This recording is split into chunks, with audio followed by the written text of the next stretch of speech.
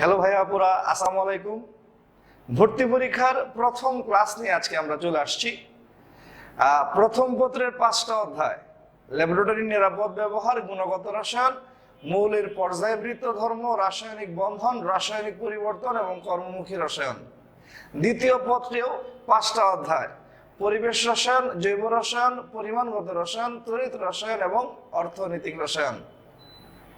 আমি ভর্তি পরীক্ষায় যখন পড়াই তখন শুরুতে প্রথম পত্র শেষ করে ফেলবো, তারপরে দ্বিতীয় পত্র ধরবো, এই ধরনের কোনো সিকোয়েন্সে যায় না। আমি যাই হচ্ছে আমাদের সিলেবাসের যে সিরিয়াল, আমি যেভাবে তোমাকে সিলেবাসটা কমপ্লিট করব ওই সিরিয়ালে আমি সবার প্রথমে পড়াবো গুণগত রসায়ন, গুণগত রসায়ন শেষ করে পড়াবো পরিমাণগত রসায়ন, তারপরে পড়াবো তড়িৎ রসায়ন। আমি কোন অধ্যায়টা কখন পড়াবো এই সিকোয়েন্স সহ একটা নোটিশ গ্রুপে আজকেই দিয়ে দিয়েছি, তোমরা একটু লক্ষ্য করো। আমরা এমন ভাবে সিকোয়েন্সটা চুজ করছি যেন তোমাদের পড়তে অসুবিধা তো দূরের কথা, বরং আরো সুবিধা হয়। আর প্রথমেই গুণগত রসায়ন চয়েস করার কারণ, গুণগত রসায়নের এইচএসসির পড়া এবং ভর্তি পরীক্ষার পড়া প্রায় সেম। আবার পরবর্তী যে অধ্যায়টা পড়াবো পরিমাণগত রসায়ন, দ্বিতীয় পত্রের 3য় অধ্যায়, জারণ বিজারণ প্রশমন, এই প্রথম চ্যাপ্টার যে গুণগত রসায়ন পড়াচ্ছি এটা এইচএসসি এবং ভর্তি পরীক্ষার পড়া প্রায় সেম। এরপরে যে চ্যাপ্টারটা পড়াবো পরিমাণগত রসায়ন, ওইটার ভর্তি পরীক্ষার পড়া এবং এইচএসসির পড়া টোটালি ডিফারেন্ট। পরিমাণগত রসায়নে আমরা শর্টকাট টেকনিকে কিভাবে দ্রুততম সময়ের মধ্যে ম্যাথ করা যায় ক্যালকুলেটর ছাড়া, ওইটা তোমাকে শিখাই দিব।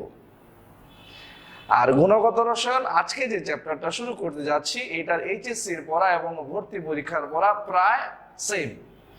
এই জন্য হঠাৎ করে যেন তোমরা ভেবাচেকা না খেয়ে যাও, এই কারণে আমরা গুণগত রসায়ন দিয়ে শুরু করছি। আমি আবার রিপিট করছি, গুণগত রসায়নের এইচএসসি এবং ভর্তি পরীক্ষার পড়া প্রায় সেম। কিন্তু পরবর্তী যে চ্যাপ্টারগুলো বা চ্যাপ্টারটা পরিমাণগত রসায়ন, সেটা এইচএসসির পড়া এবং ভর্তি পরীক্ষার পড়া টোটালি ডিফারেন্ট।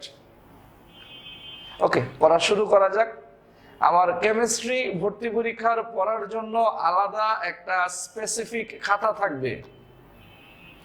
খাতায় ক্লাস নাম্বারের সিরিয়াল অনুযায়ী ক্লাসগুলো চমৎকার করে তুলে ফেলবে এবং দিনের পড়াটা দিনে কমপ্লিট করবে। আমি আবার রিপিট করছি, কেমিস্ট্রি ভর্তি পরীক্ষার জন্য আলাদা একটি খাতা থাকবে।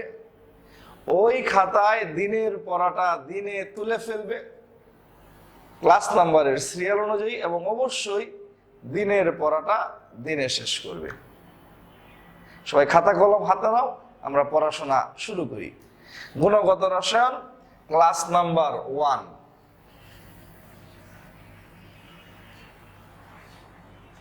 আমরা শুরু করব যে টপিকটা থেকে, সেই টপিকটার নাম হচ্ছে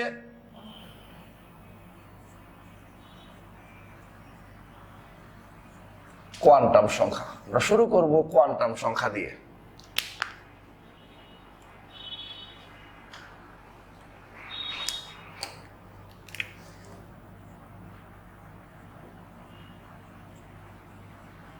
কোয়ান্টাম সংখ্যা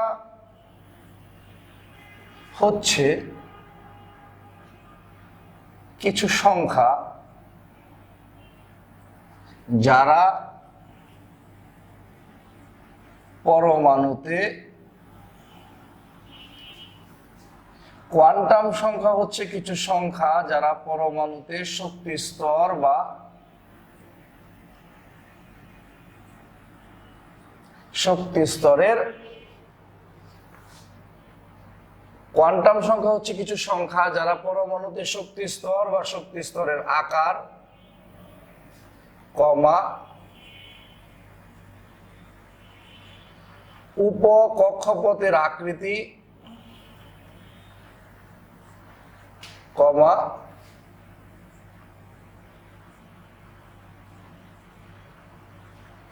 অরবিটালের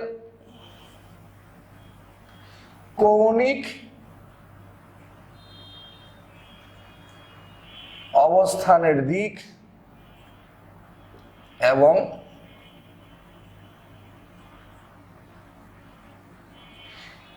ইলেকট্রনের ঘূর্ণনের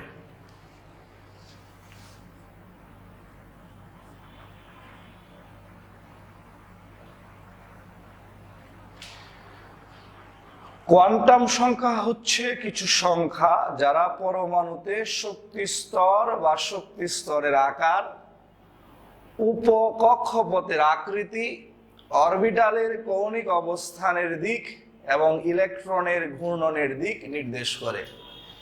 আমি রিপিট করছি, কোয়ান্টাম সংখ্যা হচ্ছে কিছু সংখ্যা যারা পরমাণুতে শক্তি স্তর বা শক্তি স্তরের আকার, উপকক্ষপথের আকৃতি, অরবিটালের কৌণিক অবস্থানের দিক এবং ইলেকট্রনের ঘূর্ণনের দিক নির্দেশ করে।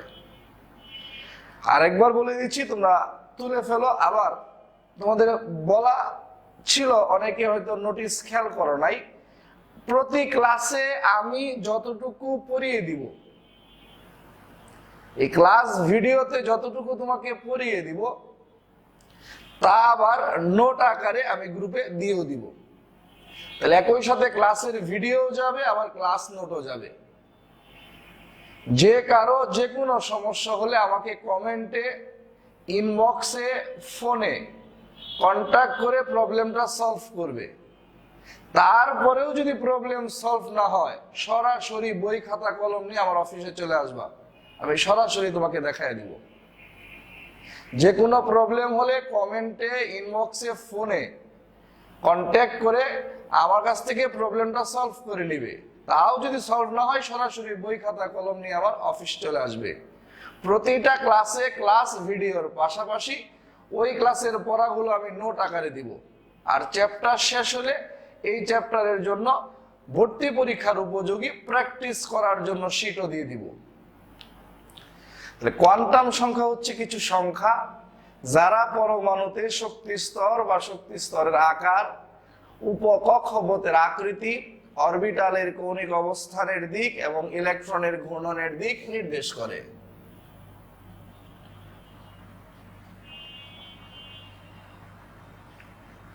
কোয়ান্টাম সংখ্যা 4টি।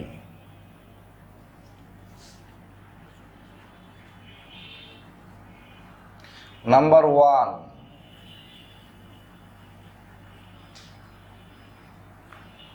প্রধান কোয়ান্টাম সংখ্যা। এটাকে প্রকাশ করা হয় n দ্বারা। শক্তি স্তর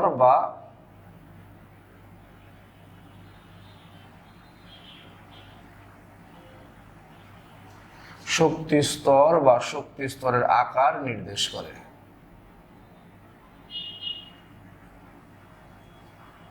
প্রধান কোয়ান্টাম সংখ্যা, এটাকে প্রকাশ করা হয় n দ্বারা। শক্তি স্তর বা শক্তি স্তরের আকার নির্দেশ করে।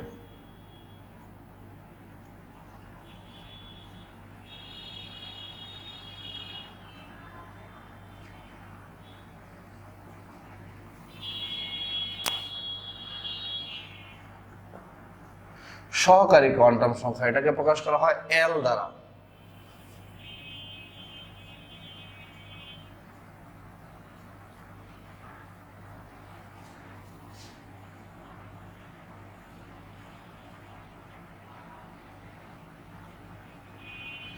উপকক্ষপথের আকৃতি নির্দেশ করে। প্রধান কোয়ান্টাম সংখ্যাকে প্রকাশ করা হয় n দ্বারা। এটা শক্তি স্তর বা শক্তি স্তরের আকার নির্দেশ করে। সহকারী কোয়ান্টাম সংখ্যাকে প্রকাশ করা হয় l দ্বারা। এটা উপকক্ষপথের আকৃতি নির্দেশ করে। নাম্বার 3, চৌম্বক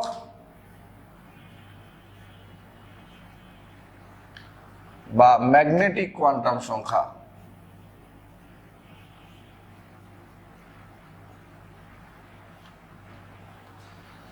এটাকে প্রকাশ করা হয় m দ্বারা।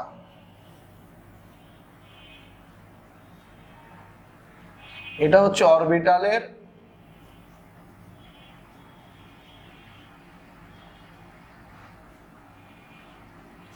অরবিটালের কৌণিক অবস্থানের দিক নির্দেশ করে।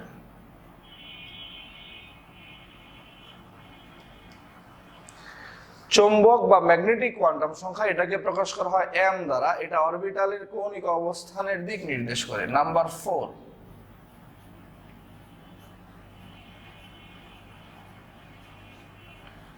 স্পিন কোয়ান্টাম সংখ্যা এটাকে প্রকাশ করা হয় s দ্বারা।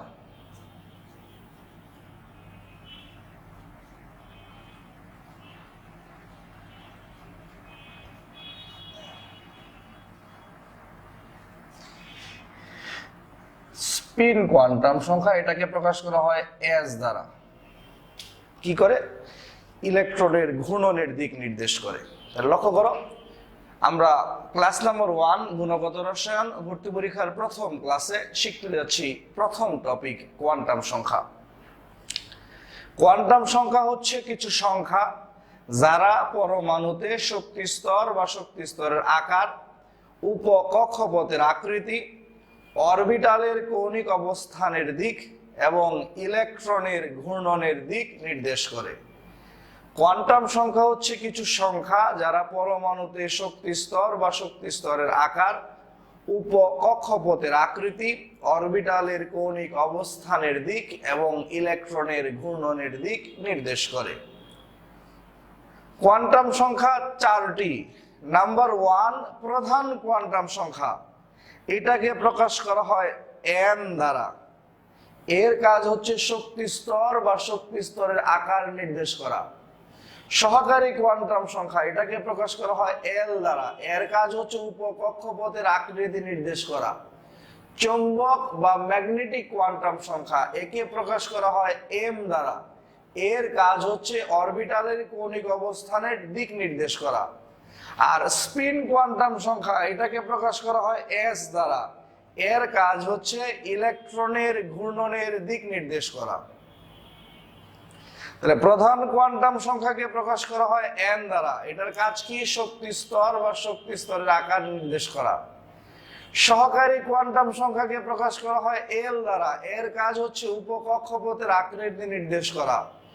চৌম্বক বা ম্যাগনেটিক কোয়ান্টাম সংখ্যাকে প্রকাশ করা হয় m দ্বারা। এর কাজ হচ্ছে অরবিটালের কৌণিক অবস্থানের দিক নির্দেশ করা। আর স্পিন কোয়ান্টাম সংখ্যাকে প্রকাশ করা হয় s দ্বারা। এর কাজ হচ্ছে ইলেকট্রনের ঘূর্ণনের দিক নির্দেশ করা।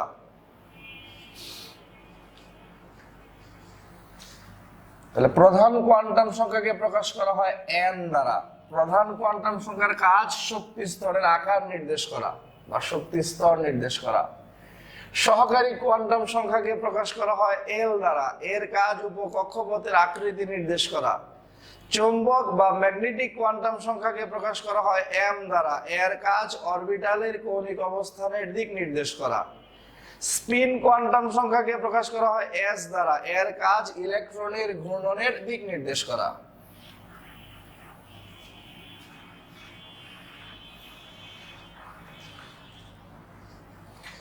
আর এই জিনিসটা ভালো করে খেয়াল রাখবা, n প্রধান কোয়ান্টাম সংখ্যা n প্রধান কোয়ান্টাম সংখ্যা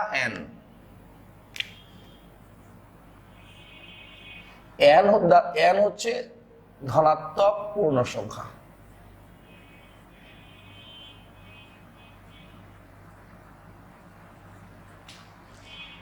মানে n এর মান কখনো ঋণাত্মক হবে না, সব সময় ধনাত্মক। n হচ্ছে ধনাত্মক পূর্ণ সংখ্যা। l 0 থেকে n-1 পর্যন্ত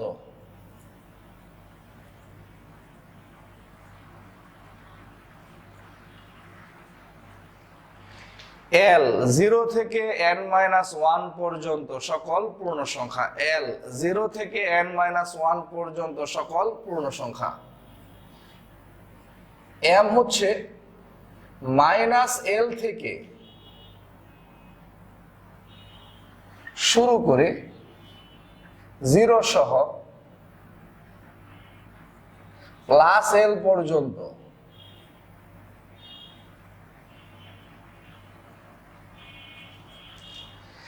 m হচ্ছে -l থেকে শুরু করে 0 সহ +l পর্যন্ত সকল পূর্ণ সংখ্যা।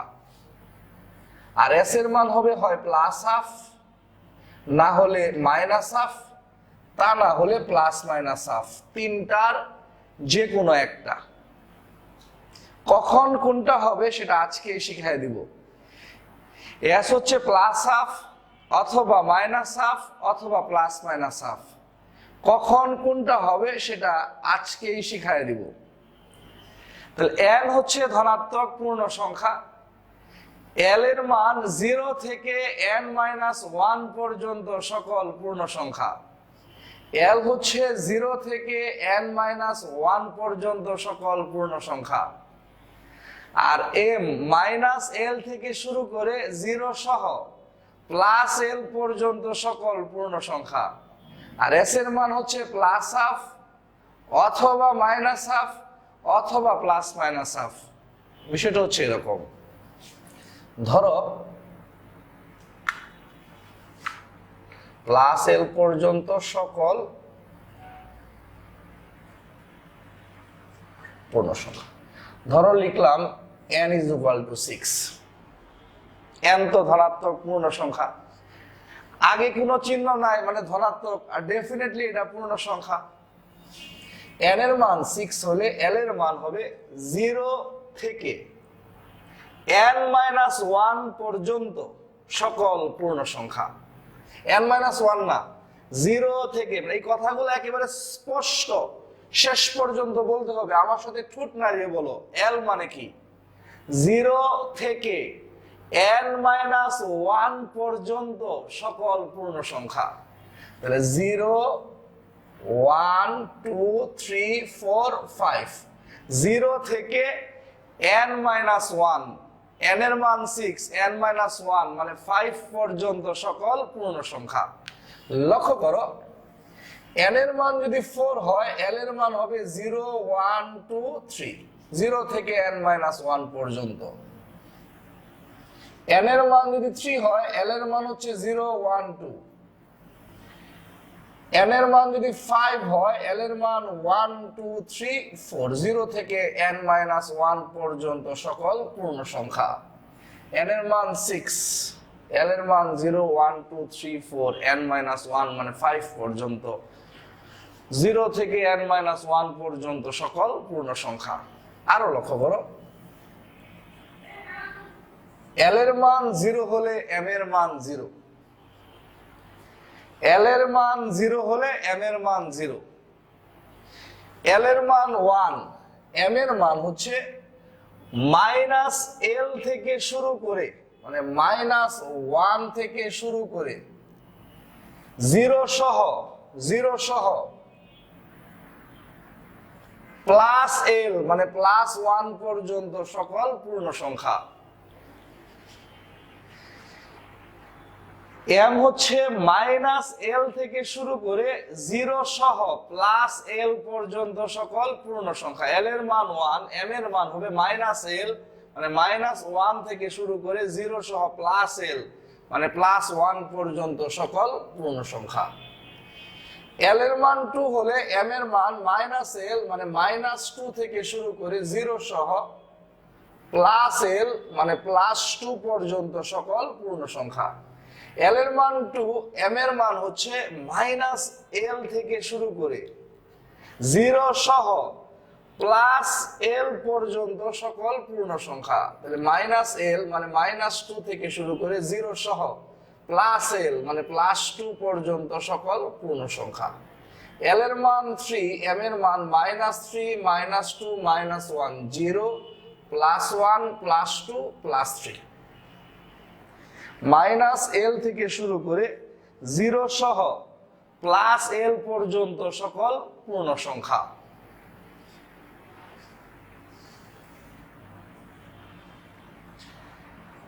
l এর মান 4, m এর মান -4 থেকে শুরু করে 0 সহ +4 পর্যন্ত সকল পূর্ণ সংখ্যা। -l থেকে শুরু করে 0 সহ +l পর্যন্ত সকল পূর্ণ সংখ্যা। l এর মান 5, -l -5 থেকে শুরু করে 0 সহ +5।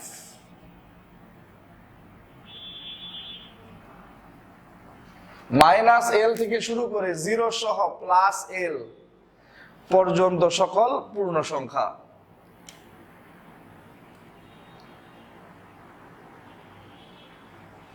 তাহলে এল এর মান 5, এম এর মান হচ্ছে মাইনাস এল, মানে -5 থেকে শুরু করে 0 সহ প্লাস এল মানে +5 পর্যন্ত সকল পূর্ণ সংখ্যা।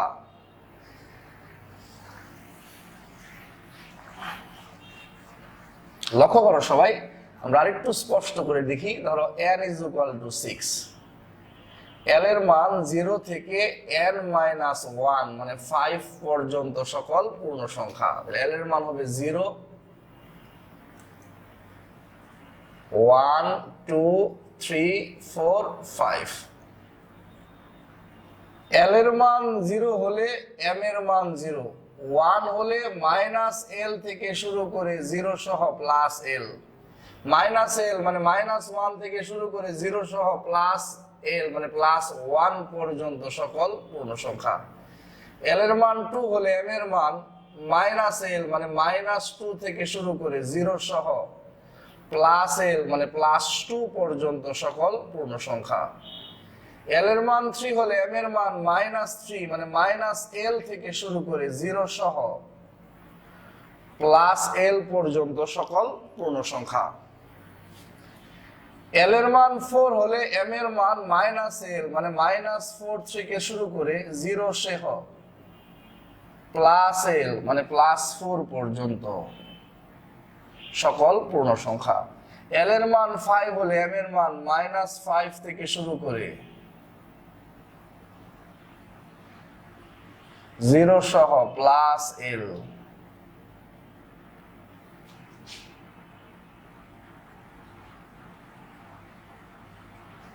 +5 পর্যন্ত সকল পূর্ণ সংখ্যা। m হচ্ছে -l থেকে শুরু করে 0 সহ প্লাস l পর্যন্ত সকল পূর্ণ সংখ্যা।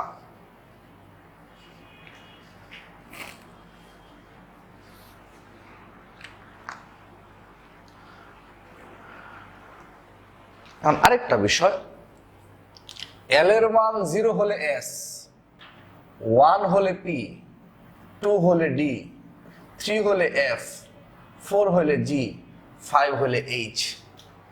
l এর মান 0 হলে s, 1 হলে p, 2 হলে d, 3 হলে f, 4 হলে g, 5 হলে h। লক্ষ্য করো, 6 হলে l এর মান i, 7 হলে j, k, l এভাবে যাবে। আমাদের সিলেবাস অনুযায়ী f পর্যন্ত শিখলেই হয়, g এবং h পরবর্তী প্রজন্মের জন্য শিখে রাখলাম। আমাদের জেনারেশন f পর্যন্ত শিখলেই হয়। আজকের ক্লাসের অন্যতম গুরুত্বপূর্ণ একটা কথা এখন লিখে দিব এবং বলেও দিব। m এর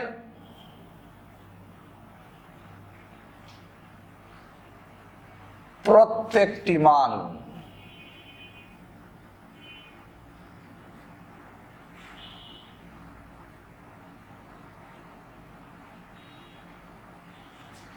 m এর প্রত্যেকটি মান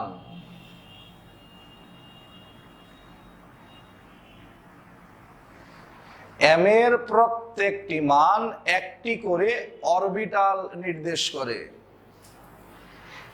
m এর প্রত্যেকটি মান একটি করে কি নির্দেশ করে? অরবিটাল নির্দেশ করে।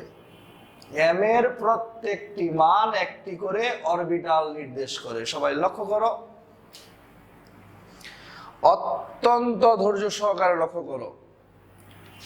ধরো লিখলাম m = 0,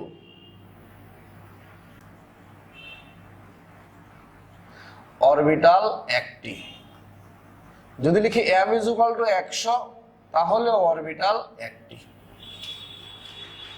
m এর প্রত্যেকটি মান একটি করে অরবিটাল নির্দেশ করে। m এর মান 0, মান কয়টা? একটা, অরবিটাল একটা।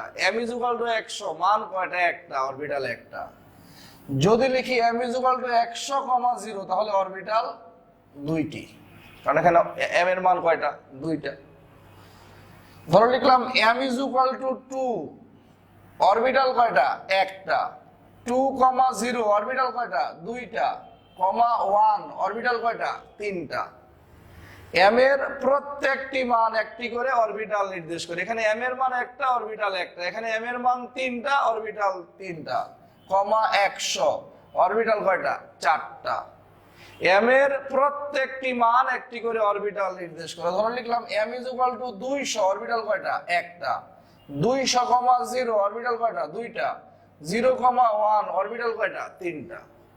m এর প্রত্যেকটি মান একটি করে অরবিটাল নির্দেশ করে।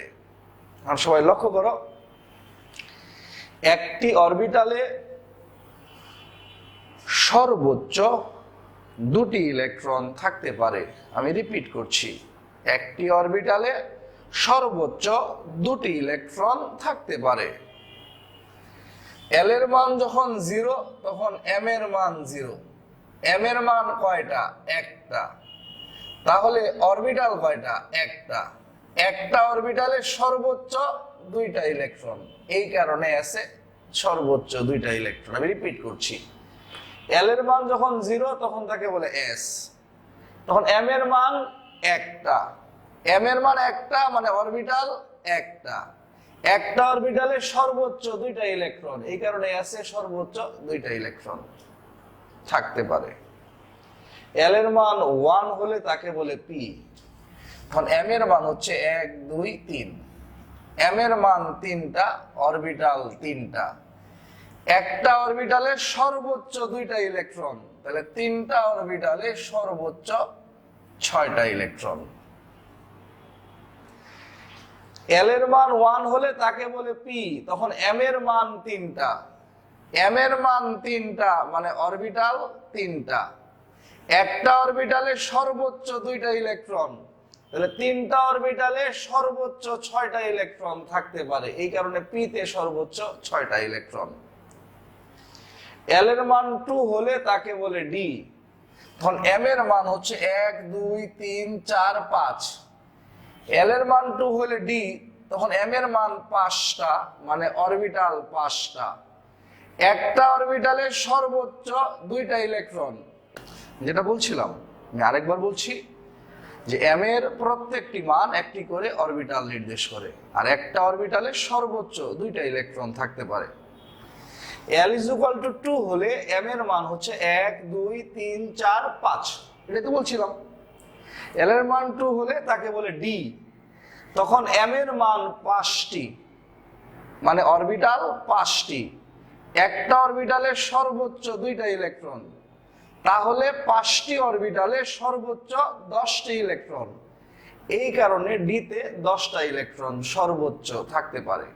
d তে যে 10টা থাকবে নট লাইক সো, সর্বোচ্চ 10টা থাকতে পারে। L এর মান 3 হলে তাকে বলে f। তখন m এর মান হচ্ছে 1 2 3 4 5 6 7। m এর মান 7টি অর্থাৎ অরবিটাল 7টি। একটা অরবিটালে সর্বোচ্চ 2টি ইলেকট্রন থাকতে পারে, তাহলে 7টা অরবিটালে সর্বোচ্চ 14টি ইলেকট্রন, এই কারণে f এ সর্বোচ্চ 14টি। পরবর্তী প্রজন্মের জন্য ইলেকট্রন বিন্যাস করতে করতে f যদি পূরণ হয়ে যায় তাহলে ইলেকট্রন যাবে g তে। আমাদের এখন পর্যন্ত যে মৌলগুলো আবিষ্কৃত হয়েছে কোনোটাই ইলেকট্রন বিন্যাস করতে করতে f পূরণ করতে পারে নাই। যদি কখনো ভবিষ্যতে নতুন এমন কোন মৌল আবিষ্কৃত হয় যেটা ইলেকট্রন বিন্যাস করতে করতে f পূরণ করে ফেলে, তখন ইলেকট্রন যাবে g তে। L এর মান 4 হলে তাকে বলে g। তখন m এর মান 1 2 3 4 5 6 7 8 9। 1 2 3 4 5 6 7 8 9। L এর মান 4 হলে তাকে বলে g। তখন m এর মান 7টা। একটা অরবিটালে L এর মান 4 হলে তাকে বলে g। তখন m এর মান 1 2 3 4 5 6 7 8 9। L এর মান 4 হলে তাকে বলে g। তখন m এর মান 9টা। একটা অরবিটালে সর্বোচ্চ 2টা ইলেকট্রন, তাহলে 9টা অরবিটালে সর্বোচ্চ 18টা ইলেকট্রন, এই কারণে g তে সর্বোচ্চ 18টা ইলেকট্রন থাকতে পারে। L এর মান 5 হলে তাকে বলে h।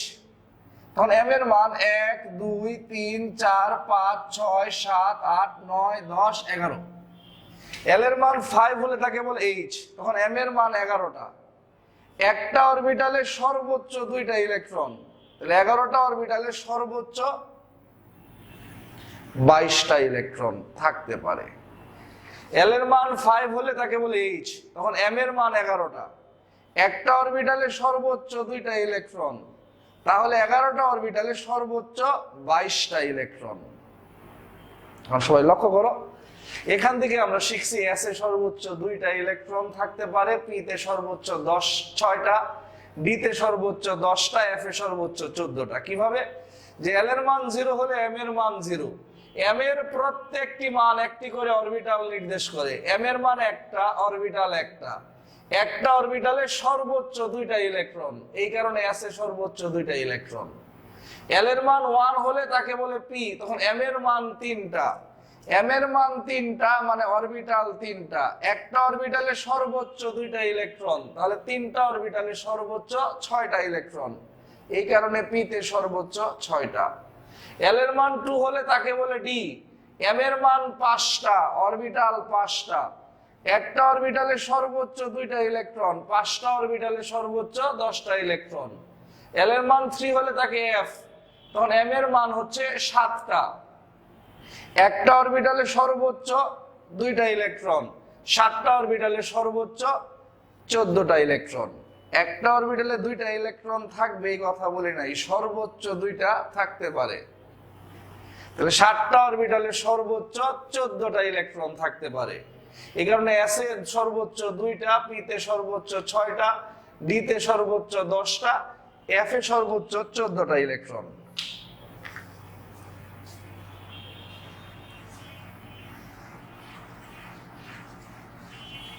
এই পর্যন্ত লিখলাম। লিখার পরে একটা চমৎকার প্রশ্ন নিয়ে এখন আলোচনা করব। খুবই চমৎকার প্রশ্ন এবং খুবই কাজের একটা প্রশ্ন।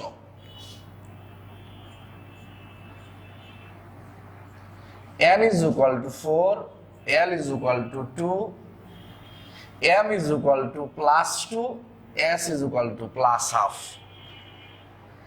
এটা একটা কোয়ান্টাম সংখ্যার সেট।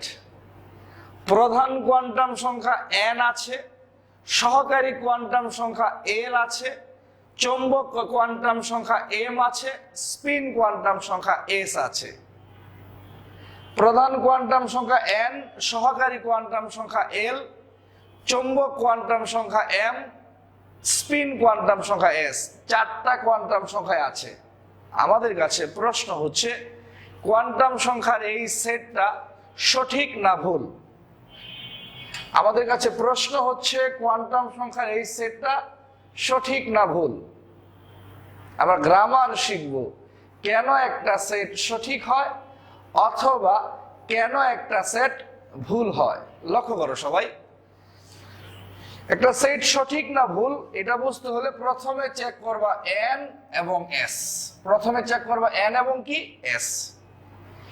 n হচ্ছে ধনাত্মক পূর্ণ সংখ্যা, আগে কোনো চিহ্ন নাই, ধনাত্মক, ডেফিনেটলি এটা পূর্ণ সংখ্যা।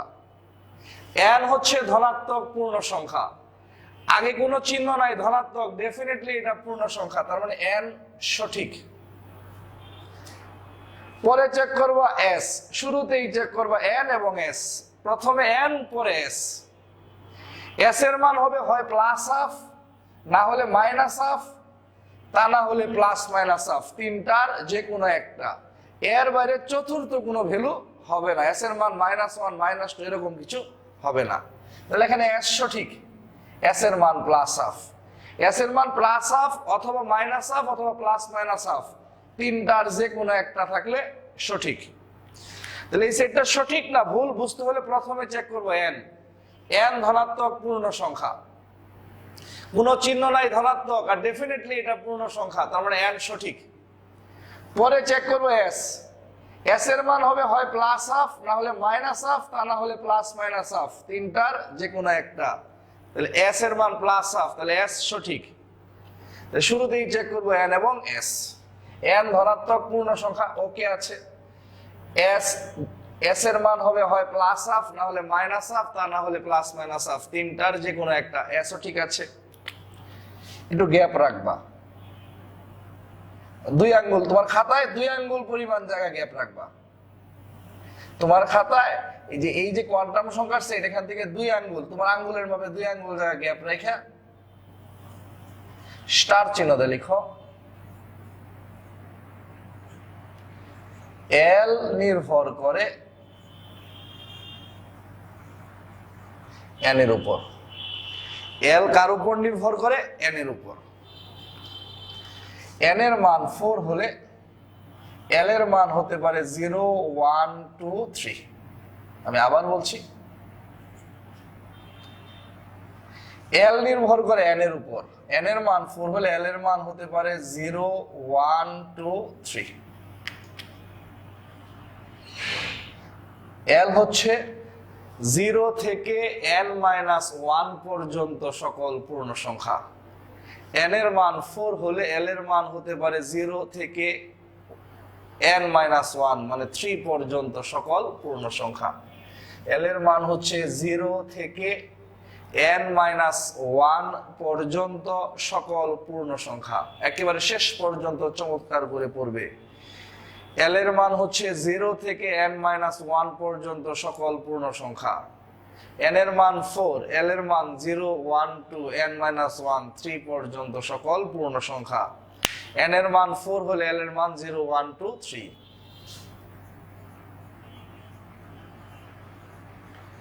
যে মানগুলো হতে পারে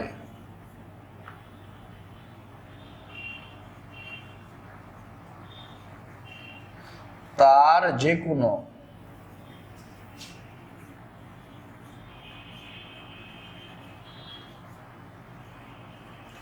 একটি থাকলেই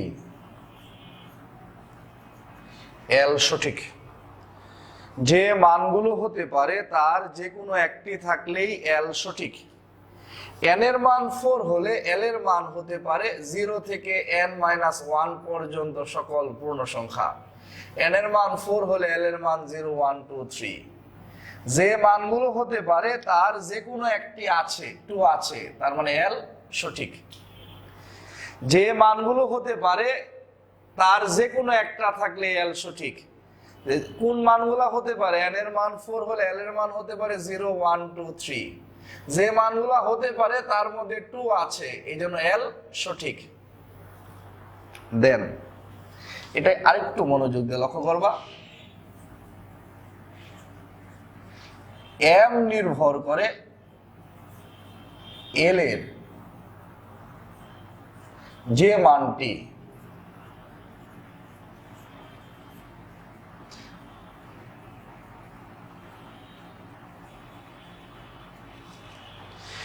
m নির্ভর করে l এর যে মানটি দেয়া আছে শুধু তার উপর। আমি রিপিট করছি, m কার উপর নির্ভর করে?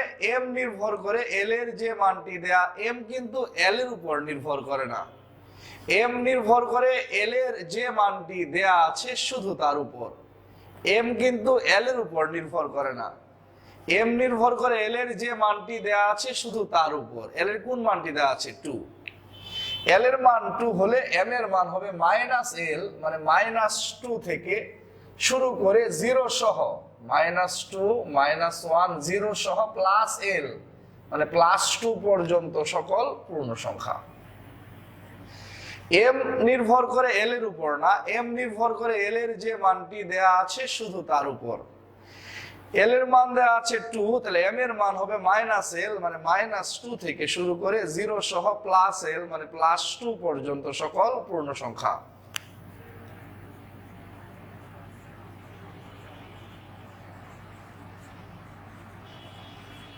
যে মানগুলো হতে পারে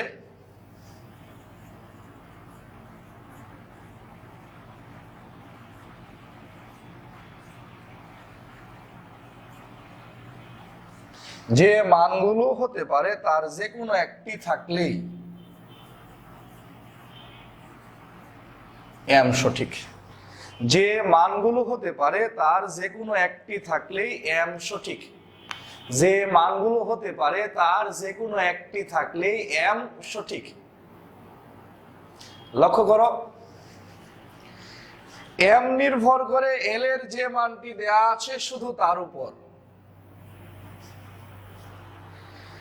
এল এর মান দেওয়া আছে 2, তাহলে এম এর মান মাইনাস এল মানে -2 থেকে শুরু করে 0 সহ প্লাস এল মানে +2 পর্যন্ত সকল পূর্ণ সংখ্যা। এল এর মান 2 হলে এম এর মান -2 -1 0 +1 +2। যে মানগুলো হতে পারে, এই মানগুলো হতে পারে তার মধ্যে +2 আছে, এই কারণে এম সঠিক। চারটাই যেহেতু সঠিক, এই সেটটা সঠিক।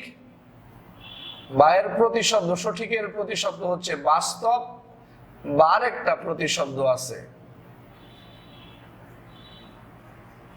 অনুমোদনযোগ্য। তাহলে এই সেটটা সঠিক বা বাস্তব বা কি বলেছি, অনুমোদনযোগ্য। তাহলে এটা কোয়ান্টাম সংখ্যার সেট আমি লিখছি, লেখার পরে জিজ্ঞেস করছি সেটটা সঠিক না ভুল, বাস্তব না অবাস্তব, অনুমোদনযোগ্য নাকি অনুমোদনযোগ্য নয়। যাহা সঠিক তাহাই বাস্তব, তাহাই অনুমোদনযোগ্য, যাহা ভুল তাহাই অবাস্তব, তাহাই অনুমোদনযোগ্য নয়। এটা কোয়ান্টাম সংখ্যার সেট সঠিক না ভুল, এটা বুঝতে হলে প্রথমে দেখবা এন এবং এস। প্রথমে এন, এন ধনাত্মক পূর্ণ সংখ্যা, কোনো চিহ্ন নাই, ধনাত্মক, ডেফিনেটলি পূর্ণ সংখ্যা, এন সঠিক। পরে দেখবা এস, এস এর মান হবে হয় প্লাস হাফ না হলে মাইনাস হাফ, তা না হলে প্লাস মাইনাস হাফ, এই তিনটার যে কোনো একটা। এস এর মান হবে হয় প্লাস হাফ না হলে মাইনাস হাফ অথবা প্লাস মাইনাস হাফ, এই তিনটার যে কোনো একটা হলেই এস সঠিক। না এস এর মান প্লাস হাফ, এই জন্য এস সঠিক। এল নির্ভর করে এন এর উপর, এন এর মান 4 হলে এল এর মান হবে 0 থেকে n-1 মানে 3 পর্যন্ত সকল পূর্ণ সংখ্যা। এন এর মান 4 হলে এল এর মান হবে 0 1 2 3। এন এর মান 5 হলে এল এর মান 0 1 2 3 4। যে মানগুলা হতে পারে তার যে কোনো একটা থাকলে, 0 1 2 3 এর মধ্যে 2 আছে, যে মানগুলা হতে পারে তার যে কোনো একটা থাকলে এল সঠিক। যে মানগুলা হতে পারে তার মধ্যে 2 আছে, এই জন্য এল সঠিক। এম নির্ভর করে এল এর উপর না, এখানে একটা বিশেষণ আছে। এম নির্ভর করে এল এর যে মানটি দেয়া আছে শুধু তার উপর। এম নির্ভর করে এল এর যে মানটি দেয়া আছে শুধু তার উপর। এল এর কোন মানটি দেওয়া আছে? 2। এম এর মান হবে মাইনাস এল মানে -2 -1 0 +1 প্লাস এল পর্যন্ত +2 পর্যন্ত। যে মানগুলা হতে পারে তার মধ্যে +2 আছে, যে মানগুলা হতে পারে তার মধ্যে যে কোনো একটি থাকলে এম সঠিক। যে মানগুলা হতে পারে তার মধ্যে যে কোনো একটি থাকলে এম সঠিক। চারটাই যেহেতু সঠিক, এই সেটটা সঠিক বা বাস্তব বা অনুমোদনযোগ্য। যে কোনো একটা ভুলের জন্য পুরা সেটটাই ভুল। আমরা আরেকটু প্র্যাকটিস করি। n is equal to 2, l is equal to 1, m is equal to 0, s is equal to -half। একটু ভেবে আমাকে জানাও, ভেবে নিজেরা প্র্যাকটিস করে আমাকে বলো এটা সঠিক না ভুল, বাস্তব না অবাস্তব, অনুমোদনযোগ্য নাকি অনুমোদনযোগ্য নয়। নিজেরা একটু ভেবে বলো। সবাই অত্যন্ত ধৈর্য সহকারে নিজেরা ট্রাই করে আমাকে বলো। আমি বিশ্বাস করি তোমরা সিদ্ধান্ত পেয়ে গেছো, তারপরে আমি তোমাদেরকে সহযোগিতা করছি। প্রথমে চেক করব এন এবং এস। এন সঠিক, ধনাত্মক পূর্ণ সংখ্যা, কোনো চিহ্ন নাই মানে ধনাত্মক, ডেফিনেটলি পূর্ণ সংখ্যা। এস এর মান হবে হয় প্লাস হাফ না হলে মাইনাস হাফ, তা না হলে প্লাস মাইনাস হাফ, এই তিনটার যে কোনো একটা। এস এর মান -হাফ, তার মানে এস ও সঠিক। এল নির্ভর করে এন এর উপর, এন এর মান 2 হলে এল এর মান 0 1। যে মানগুলা হতে পারে তার যে কোনো একটা আছে, এল সঠিক। যে মানগুলা হতে পারে তার যে কোনো একটি থাকলে এল সঠিক। এল নির্ভর করে এন এর উপর, এন এর মান 2, তাহলে এল এর মান হবে 0 1, 0 থেকে n-1 পর্যন্ত সকল পূর্ণ সংখ্যা। এন এর মান 2, তাহলে এল এর মান হবে 0 1, যে মানগুলা হতে পারে তার যে কোনো একটা 1 আছে, এজন্য এল সঠিক। এম নির্ভর করে এল এর উপর না, এম নির্ভর করে এল এর যে মানটি দেয়া আছে শুধু তার উপর।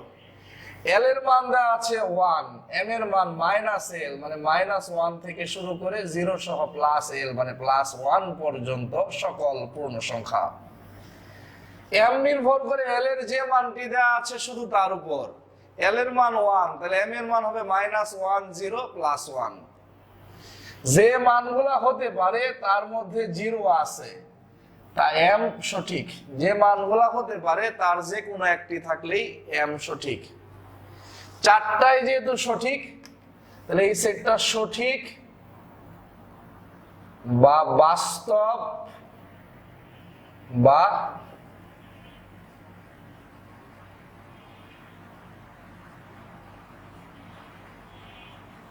অনুমোদনযোগ্য। চারটাই যেহেতু সঠিক, এই সেটটা সঠিক বা বাস্তব বা অনুমোদনযোগ্য। আমি আবার রিপিট করছি, একটা কোয়ান্টাম সংখ্যার সেট দিয়ে বলছে সেটটা সঠিক নাকি ভুল।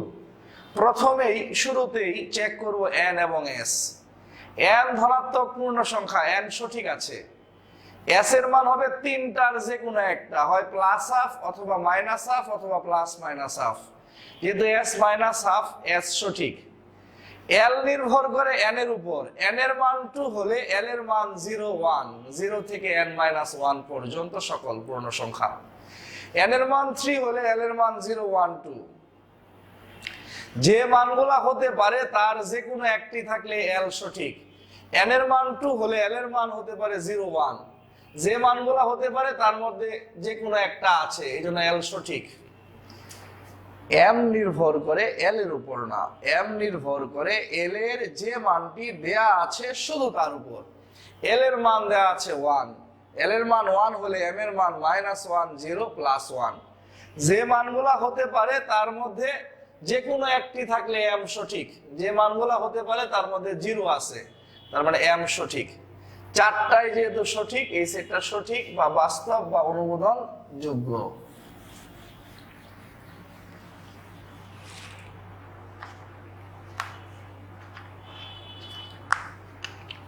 আমরা প্রতিটা মুহূর্ত এবং প্রতিটা স্পেস চমৎকার করে ব্যবহার করি। n = 3, l = 1, m = +2, s = +½ আমাকে জানান দাও এটা সঠিক না ভুল। n = 3, l = 1, m = +2, s = +½ নিজেরা একটু চেষ্টা করে আমাকে জানান দাও এটা সঠিক না ভুল। লক্ষ্য করো, প্রথমেই চেক করব n এবং s। n সঠিক, ধনাত্মক পূর্ণ সংখ্যা। s সঠিক, s এর মান হবে হয় +½ না হলে -½ তা না হলে +-½ তিনটার যে কোনো একটা। s সঠিক। l নির্ভর করে n এর উপর, n এর মান 3 হলে l এর মান 0 1 2, 0 থেকে n-1 পর্যন্ত সকল পূর্ণ সংখ্যা। n এর মান 3, l এর মান 0 থেকে n-1 মানে 2 পর্যন্ত সকল পূর্ণ সংখ্যা। n এর মান 3 হলে l এর মান 0 1 2। যে মানগুলা হতে পারে তার মধ্যে যে কোনো একটি 1 আছে, তাহলে l সঠিক। যে মানগুলা হতে পারে তার মধ্যে যে কোনো একটি থাকলে এল সঠিক। যে মানগুলা হতে পারে তার মধ্যে 1 আছে, তাহলে এল সঠিক। এম নির্ভর করে এল এর যে মানটি দেয়া আছে, এম নির্ভর করে এল এর যে মানটি দেয়া আছে শুধু তার উপর। তাহলে এম নির্ভর করে এল এর উপর না, এল এর যে মানটি দেয়া আছে শুধু তার উপর। এল এর মান দেওয়া আছে 1, তাহলে এম এর মান -1 0 +1। এম নির্ভর করে এল এর যে মানটি দেয়া আছে শুধু তার উপর। এল এর মান 1, এম এর মান -l মানে -1 থেকে শুরু করে 0 সহ প্লাস এল মানে +1 পর্যন্ত সকল পূর্ণ সংখ্যা। এল এর মান 1 হলে এম এর মান -1 0 +1। যে মানগুলা হতে পারে তার যে কোনো একটি থাকলে এম সঠিক, যে মানগুলা হতে পারে তার যে কোনো একটি নাই তাহলে এম ভুল। এম নির্ভর করে এল এর যে মানটি দেয়া আছে শুধু তার উপর। এল এর মান দেওয়া আছে 1, তাহলে এম এর মান -1 0 +1। যে মানগুলা হতে পারে তার যে কোনো একটা থাকলে এম সঠিক, যে মানগুলা হতে পারে তার যে কোনো একটা নাই তাহলে এম ভুল। একটা ভুলের জন্য পুরা সেটটাই ভুল। তাহলে এই সেটটা হচ্ছে ভুল বা অবাস্তব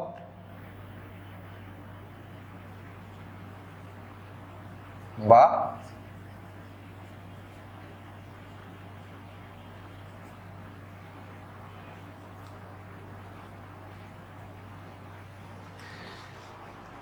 এই জন্য সেটা ভুল বা অবাস্তব বা অনুমোদনযোগ্য নয়। প্রথমেই দেখবো এন এবং এস। এন হচ্ছে ধনাত্মক পূর্ণ সংখ্যা, এন ঠিক আছে। এস এর মান হবে তিনটার যে কোনো একটা, হয় প্লাস হাফ, না হলে মাইনাস হাফ, তা না হলে প্লাস মাইনাস হাফ। এস সঠিক, প্লাস হাফ। এল নির্ভর করে এন এর উপর।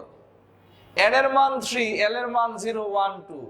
যে মানগুলা হতে পারে তার মধ্যে যে কোনো একটা আছে, এল সঠিক।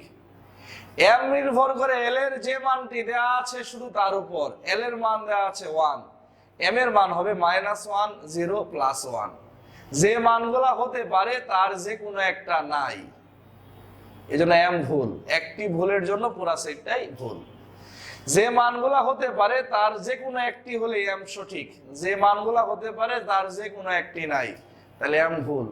একটি ভুলের জন্য পুরো সেটটাই ভুল।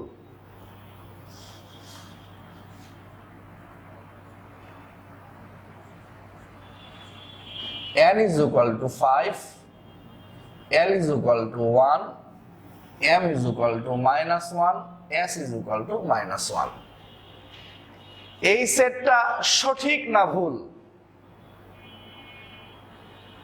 প্রথমেই দেখব n এবং s। n সঠিক, ধনাত্মক পূর্ণ সংখ্যা, কোনো চিহ্ন নাই মানে ধনাত্মক, আর ডেফিনেটলি এটা পূর্ণ সংখ্যা। শুরুতে দেখব n এবং s। s ভুল। s এর মান হবে হয় প্লাস হাফ, না হলে মাইনাস হাফ, না হলে প্লাস মাইনাস হাফ। তিনটার যে কোনো একটা। s এর মান -হাফ, তার মানে ভুল। একটা ভুলের জন্য পুরা সেটটাই ভুল বা অবাস্তব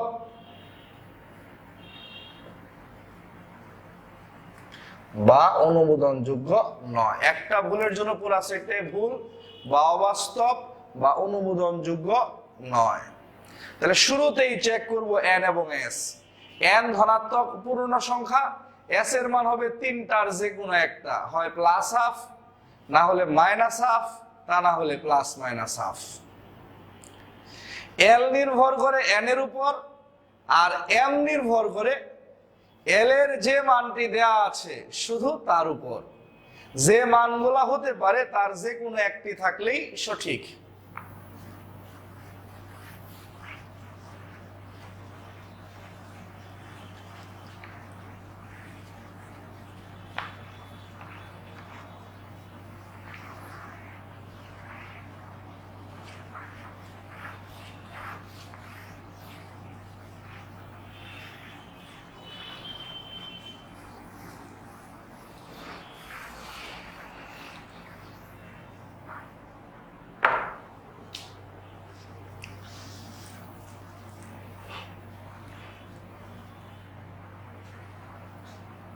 অসম্ভব চমৎকার একটা টপিক নিয়ে এখন আলোচনা করব।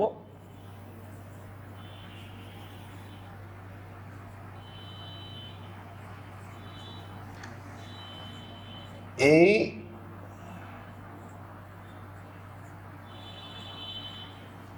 সেটের অধীনে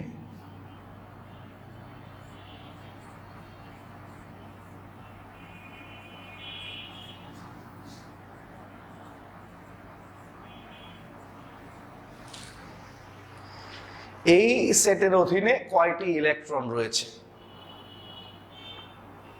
কোশ্চেন ইজ দ্যাট এই সেটের অধীনে কয়টি ইলেকট্রন রয়েছে? কয়টা থাকতে পারে? মনে মনে ইমাজিন করো, দেখো ভাইয়ের সাথে উত্তর মিলে কিনা। ভাই তোমাকে প্রতিটা বিষয়ের গ্রামার শিখিয়ে দিবে যে কিভাবে কিভাবে হলো। তা প্রশ্নটাকে লিখে নাও যে এই সেটের অধীনে কয়টা ইলেকট্রন রয়েছে। অ্যান্সারটা আমরা একটু পরে লিখবো, বুঝে লিখবো, অ্যান্সারটা একটু পরে লিখবো। সবাই প্রশ্নটা তুলে ফেলো যে এই সেটের অধীনে কয়টি ইলেকট্রন রয়েছে। মনে মনে ইমাজিন করো যে কয়টা ইলেকট্রন থাকতে পারে। যেটা বলছিলাম, আমি ব্যাকগ্রাউন্ডে এসে আবার বলছি যে এই সেটের অধীনে কয়টি ইলেকট্রন রয়েছে। তোমরা অত্যন্ত মনোযোগ সহকারে আমাকে ফলো করো, আমাকে লক্ষ্য করো যে এই সেটের অধীনে কয়টি ইলেকট্রন রয়েছে। আমি গ্রামার শিখাই, লক্ষ্য করো সবাই।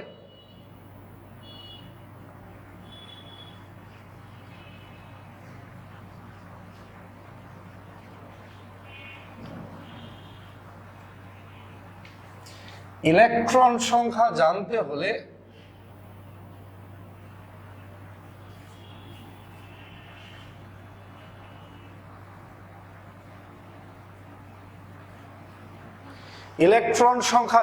হলে আগে জানতে হবে অরবিটাল সংখ্যা। লক্ষ্য করো, ইলেকট্রন সংখ্যা জানতে হলে আগে জানতে হবে অরবিটাল সংখ্যা।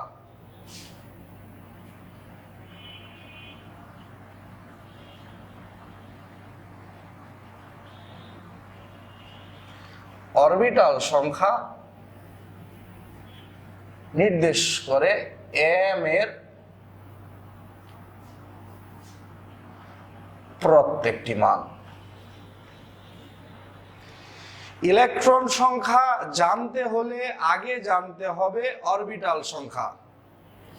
অরবিটাল সংখ্যা নির্দেশ করে m এর প্রত্যেকটি মান। এখানে m এর মান কয়টা? +2, মানে একটা।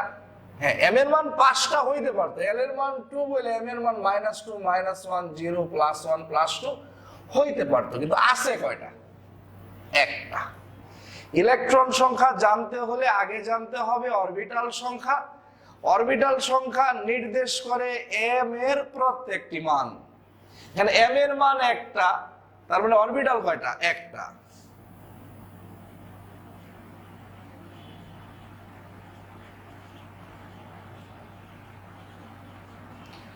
অরবিটাল সংখ্যা ইজ ইকুয়াল টু ঘর সংখ্যা, অর্থাৎ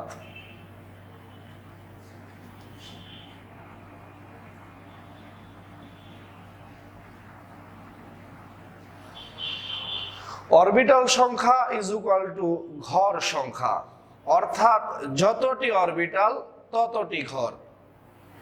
অরবিটাল সংখ্যা ইজ ইকুয়াল টু ঘর সংখ্যা, অর্থাৎ যতটি অরবিটাল ততটি ঘর।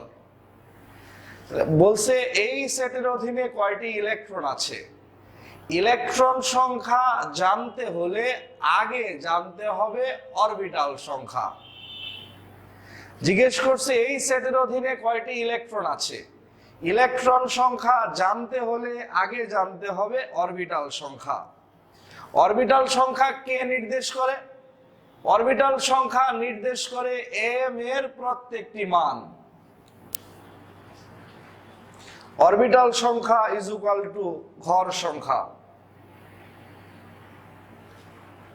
যেটা বলছিলাম যে ইলেকট্রন সংখ্যা জানতে হলে আগে জানতে হবে অরবিটাল সংখ্যা। বলছে এই সেটের অধীনে কয়টি ইলেকট্রন রয়েছে। ইলেকট্রন সংখ্যা জানতে হলে আগে জানতে হবে অরবিটাল সংখ্যা। অরবিটাল সংখ্যা নির্দেশ করে m এর প্রত্যেকটি মান। এখানে m এর মান একটা, m ইজ ইকুয়াল টু +2, তাহলে m এর মান কয়টা? একটা। তাহলে অরবিটাল কয়টা? একটা। অরবিটাল সংখ্যা ইজ ইকুয়াল টু ঘর সংখ্যা, অর্থাৎ যতটি অরবিটাল ততটি ঘর। m এর মান একটা, অরবিটাল একটা, তাহলে ঘর কয়টা? একটা। মনে রাখবা, +½ মানে প্রতি ঘরে একটি করে ইলেকট্রন। প্লাস হাফ মানে একটি ইলেকট্রন না, প্লাস হাফ মানে প্রতি ঘরে একটি করে ইলেকট্রন, অর্থাৎ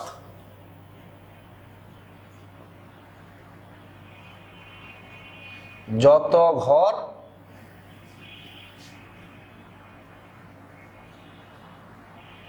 ততটি ইলেকট্রন। মাইনাস হাফ মানেও তাই, মাইনাস হাফ মানে প্রতি ঘরে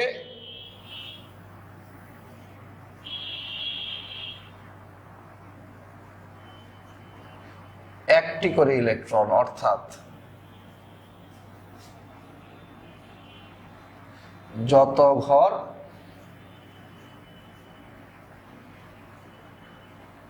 ততটি ইলেকট্রন। আর প্লাস মাইনাস হাফ মানে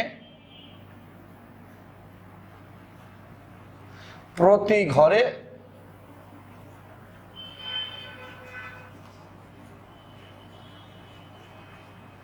দুইটি করে ইলেকট্রন, অর্থাৎ যত ঘর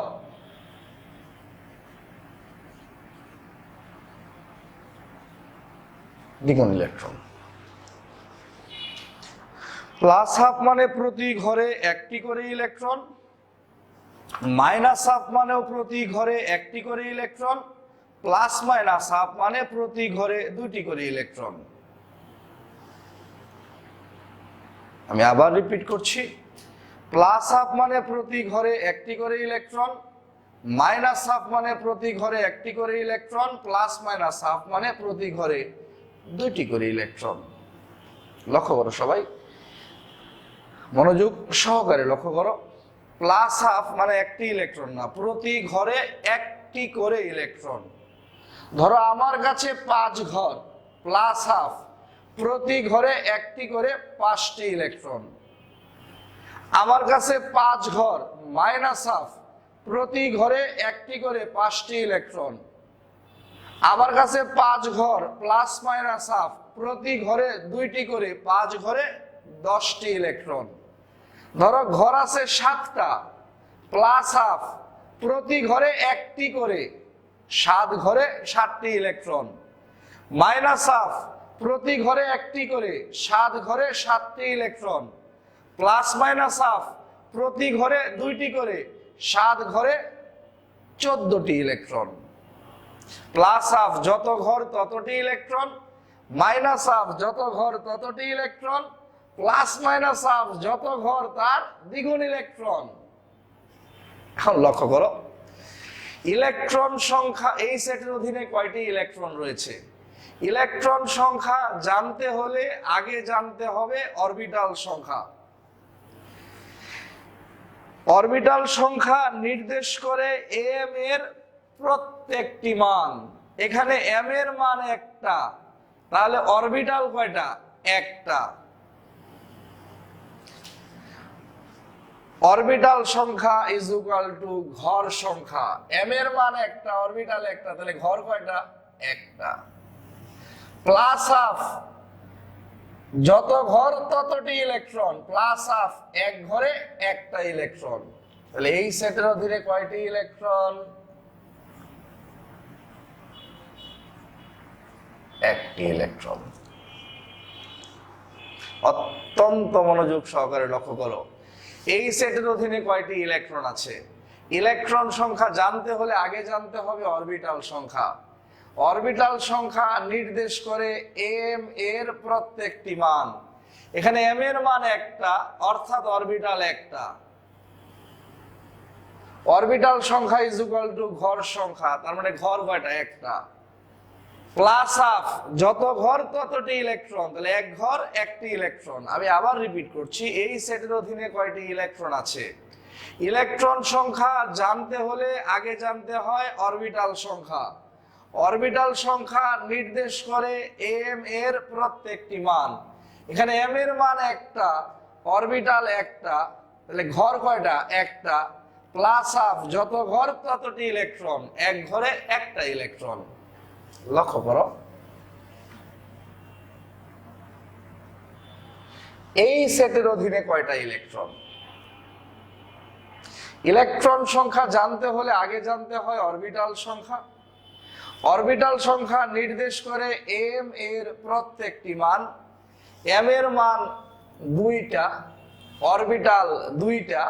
অরবিটাল সংখ্যা ইজ ইকুয়াল টু ঘর সংখ্যা, তাহলে ঘর কয়টা? 2টা, প্লাস হাফ 2 ঘরে 2টা ইলেকট্রন। এবার লিখতে হবে না, এগুলা মৌখিক। এই সেটের অধীনে কয়টা ইলেকট্রন? 3টা। কিভাবে? ইলেকট্রন সংখ্যা জানতে হলে আগে জানতে হয় অরবিটাল সংখ্যা। অরবিটাল সংখ্যা নির্দেশ করে এম এর প্রত্যেকটি মান। এম এর মান 3টা, অরবিটাল 3টা, তাহলে ঘর কয়টা? 3টা, প্লাস হাফ যত ঘর ততটি ইলেকট্রন, 3 ঘরে 3টা ইলেকট্রন। এই সেটের অধীনে কয়টা ইলেকট্রন? ইলেকট্রন 4টা। কিভাবে? ইলেকট্রন সংখ্যা জানতে হলে আগে জানতে হয় অরবিটাল সংখ্যা। অরবিটাল সংখ্যা নির্দেশ করে এম এর প্রত্যেকটি মান। এখানে এম এর মান 1 2 3 4টা, তাহলে অরবিটাল 4টা, ঘর 4টা, প্লাস হাফ যত ঘর ততটি ইলেকট্রন, তাহলে 4 ঘরে কয়টা ইলেকট্রন? 4টা।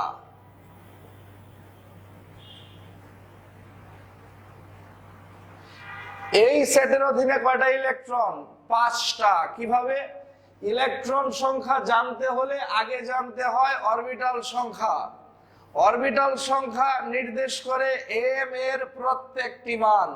এখানে এম এর মান 5টা, অরবিটাল 5টা। অরবিটাল সংখ্যা ইজ ইকুয়াল টু ঘর সংখ্যা। ঘর কয়টা? 5টা, প্লাস হাফ যত ঘর ততটি ইলেকট্রন, তাহলে 5 ঘরে 5টা ইলেকট্রন। লক্ষ্য করো, আমাকে সহযোগিতা করো, বলো এই সেটের অধীনে কয়টা ইলেকট্রন? 10টা। কিভাবে? ইলেকট্রন সংখ্যা জানতে হলে আগে জানতে হবে অরবিটাল সংখ্যা। অরবিটাল সংখ্যা নির্দেশ করে এম এর প্রত্যেকটি মান। এম এর মান 5টা, অরবিটাল 5টা, ঘর 5টা, প্লাস মাইনাস হাফ যত ঘর দ্বিগুণ ইলেকট্রন, তাহলে 5 ঘর কয়টা ইলেকট্রন? 10টা। এই সেটের অধীনে কয়টা ইলেকট্রন? 8টা। এই সেটের অধীনে 6টা। কিভাবে? ইলেকট্রন সংখ্যা জানতে হলে আগে জানতে হবে অরবিটাল সংখ্যা। অরবিটাল সংখ্যা নির্দেশ করে এম এর প্রত্যেকটি মান। এম এর মান 3টা, অরবিটাল 3টা, ঘর 3টা, প্লাস মাইনাস হাফ যত ঘর দ্বিগুণ ইলেকট্রন, 3 ঘর 6টা ইলেকট্রন। এই সেটের অধীনে 4টা। এই সেটের অধীনে 2টা। এই সেটের অধীনে 2টা। কিভাবে? ইলেকট্রন সংখ্যা জানতে হলে আগে জানতে হয় অরবিটাল সংখ্যা। অরবিটাল সংখ্যা নির্দেশ করে এম এর প্রত্যেকটি মান। এম এর মান 2টা, অরবিটাল 2টা, ঘর 2টা, মাইনাস হাফ যত ঘর ততটি ইলেকট্রন, তাহলে 2 ঘরে 2টা ইলেকট্রন। এই সেটের অধীনে কয়টা ইলেকট্রন? 2টা। কিভাবে? ইলেকট্রন সংখ্যা জানতে হলে আগে জানতে হয় অরবিটাল সংখ্যা। অরবিটাল সংখ্যা নির্দেশ করে এম এর প্রত্যেকটি মান। এম এর মান 2টা, অরবিটাল 2টা, ঘর 2টা, প্লাস হাফ যত ঘর ততটি ইলেকট্রন, 2 ঘরে 2টি ইলেকট্রন। এই সেটের অধীনে 4টা। এই সেটের অধীনে 2টা। এই সেটের অধীনে 1টা। কিভাবে?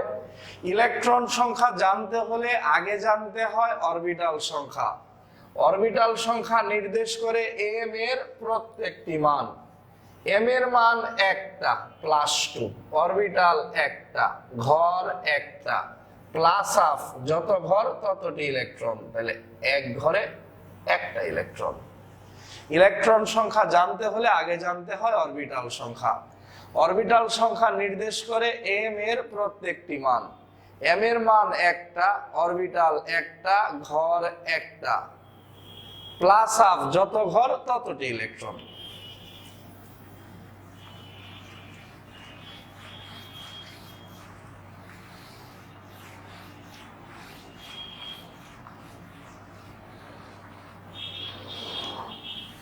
ওকে, আমাদের একটা পর্যায় শেষ হয়েছে। একেবারে যে পৃষ্ঠাতে খাতায় তুমি আছো এই পৃষ্ঠা ছেড়ে দিয়ে একেবারে নতুন একটা পৃষ্ঠায় গিয়ে লিখো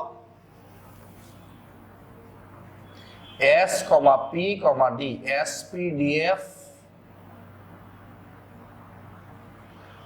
উল্লেখ থাকলে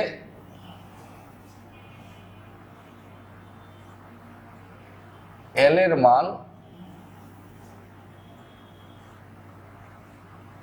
একটি এবং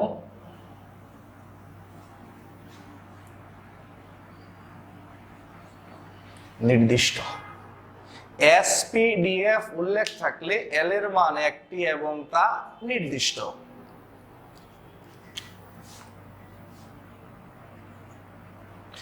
S থাকলে L is equal to 0, P থাকলে L is equal to 1, D থাকলে L is equal to 2, F থাকলে L is equal to 3। SPDF উল্লেখ থাকলে L এর মান একটি এবং তা নির্দিষ্ট। সবাই মন দিয়ে লক্ষ্য করো। SPDF উল্লেখ থাকলে L এর মান একটি এবং তা নির্দিষ্ট। S থাকলে L এর মান 0, P থাকলে L এর মান 1, D থাকলে L এর মান 2, F থাকলে L এর মান 3। ধরো লিখলাম চতুর্থ শক্তি স্তর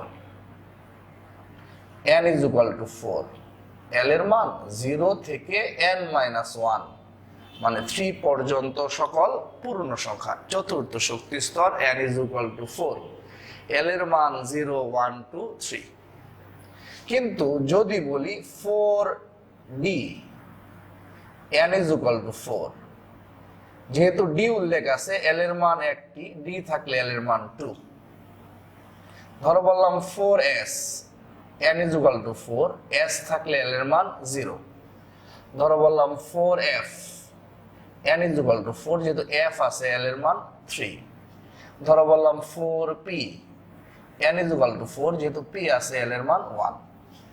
ধরো 3P n is equal to 3, L is equal to 1।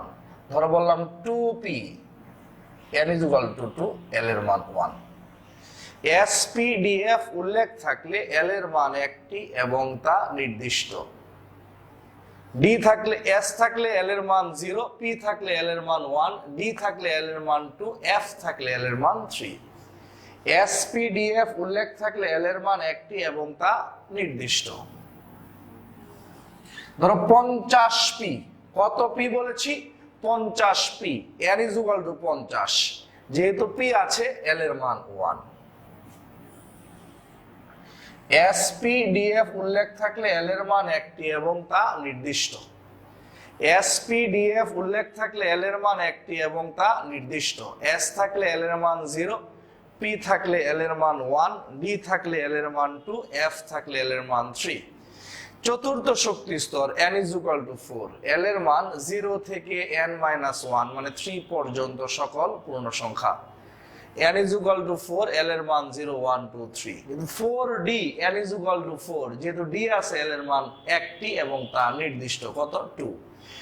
S আছে L এর মান 0, F আছে L এর মান 3, P আছে L এর মান 1।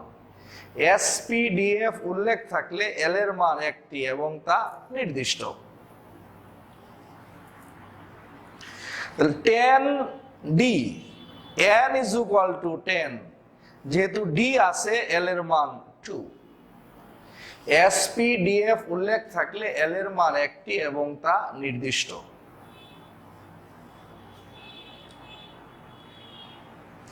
SPDF উল্লেখ থাকলে L এর মান একটি এবং তা কি বলেছি? নির্দিষ্ট।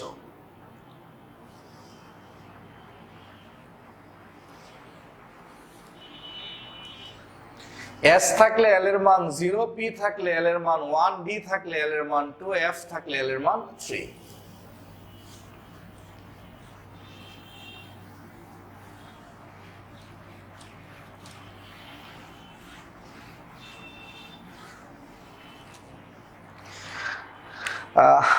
আমি ক্লাসের শুরুতেই বলছি যে গুণগত রসায়নের এইচএসসির পড়া এবং ভর্তি পরীক্ষার পড়া প্রায় সেম, বাট এর পরবর্তী যে অধ্যায়টা আমরা শুরু করব পরিমাণগত রসায়ন, সে অধ্যায়ে ভর্তি পরীক্ষার পড়া এবং এইচএসসির পড়া টোটালি ডিফারেন্ট। শুধু গুণগত রসায়নটাই এইচএসসি এবং ভর্তি পরীক্ষার মিল আছে, এছাড়া সকল চ্যাপ্টার ভর্তি পরীক্ষার জন্য নতুন পড়া। এখন টপিকের নাম হচ্ছে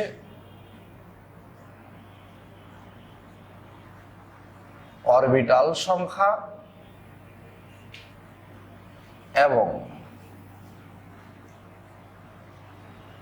ইলেকট্রন সংখ্যা নির্ণয়। অরবিটাল সংখ্যা এবং ইলেকট্রন সংখ্যা নির্ণয়।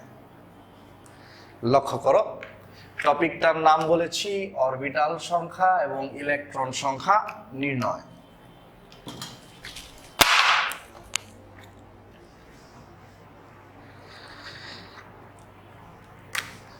ক, সহকারী কোয়ান্টাম সংখ্যা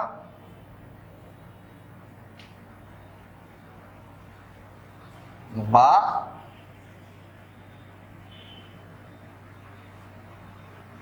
উপশক্তি স্তর বা উপস্তর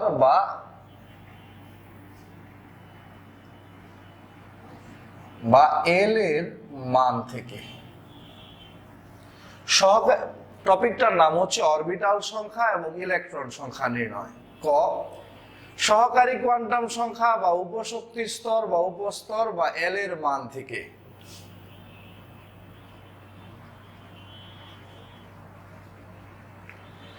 অরবিটাল সংখ্যা হচ্ছে 12+1,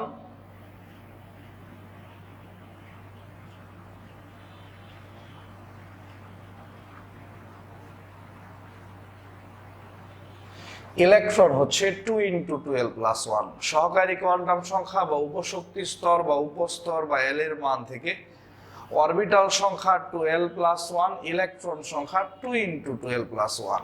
বিষয়টা হচ্ছে এরকম, ধরো 3D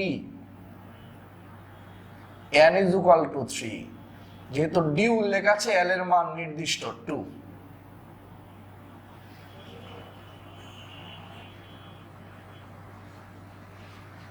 অরবিটাল সংখ্যা হচ্ছে 2 × এল এর মান 2+1, অরবিটাল 5টি।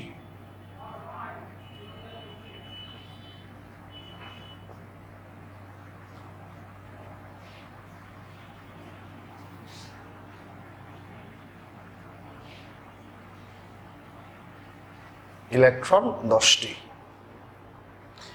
3D n = 3, যেহেতু ডি উল্লেখ আছে, এল এর মান 2, অরবিটাল হচ্ছে 5টি, ইলেকট্রন 10টি। যদি বলতাম 3p n = 3, l = 1, sp df উল্লেখ থাকলে এল এর মান 1টি এবং তা নির্দিষ্ট, s থাকলে এল এর মান 0, p থাকলে এল এর মান 1, d থাকলে এল এর মান 2, আর f থাকলে এল এর মান 3। যেহেতু 3p n = 3, যেহেতু p উল্লেখ আছে, এল এর মান 1।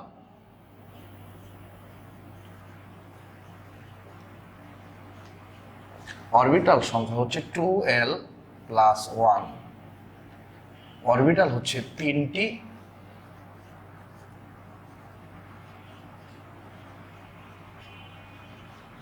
ইলেকট্রন সংখ্যা 2 × 12+1, ইলেকট্রন হচ্ছে 6টি। sp-df উল্লেখ থাকলে এল এর মান 1টি এবং তা নির্দিষ্ট, s থাকলে এল এর মান 0, p থাকলে এল এর মান 1, d থাকলে এল এর মান 2, f থাকলে এল এর মান 3। আর এল এর মান থেকে অরবিটাল সংখ্যা হচ্ছে 12+1, ইলেকট্রন সংখ্যা হচ্ছে 2 × 12+1।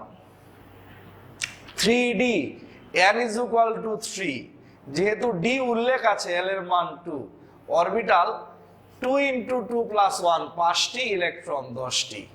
3p n = 3, যেহেতু পি উল্লেখ আছে এল এর মান 1, অরবিটাল 2 একে 2 আর 1 3টি, ইলেকট্রন তার দ্বিগুণ 6টি। সহকারী কোয়ান্টাম সংখ্যা বা উপশক্তি স্তর বা উপস্তর বা এল এর মান থেকে অরবিটাল সংখ্যা হচ্ছে 2l+1, ইলেকট্রন সংখ্যা 2 × 2l+1। 3d n is equal to 3, এল এর মান 2, অরবিটাল 5টা, ইলেকট্রন 10টা। 3p n is equal to 3, যেহেতু p আছে এল এর মান 1, অরবিটাল 3টা, ইলেকট্রন 6টা।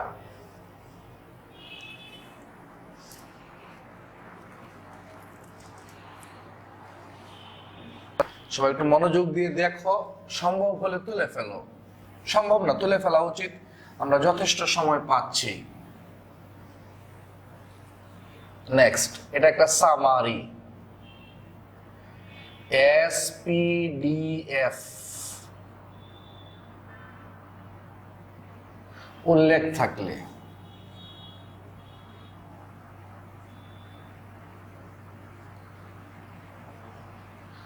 অরবিটাল সংখ্যা এবং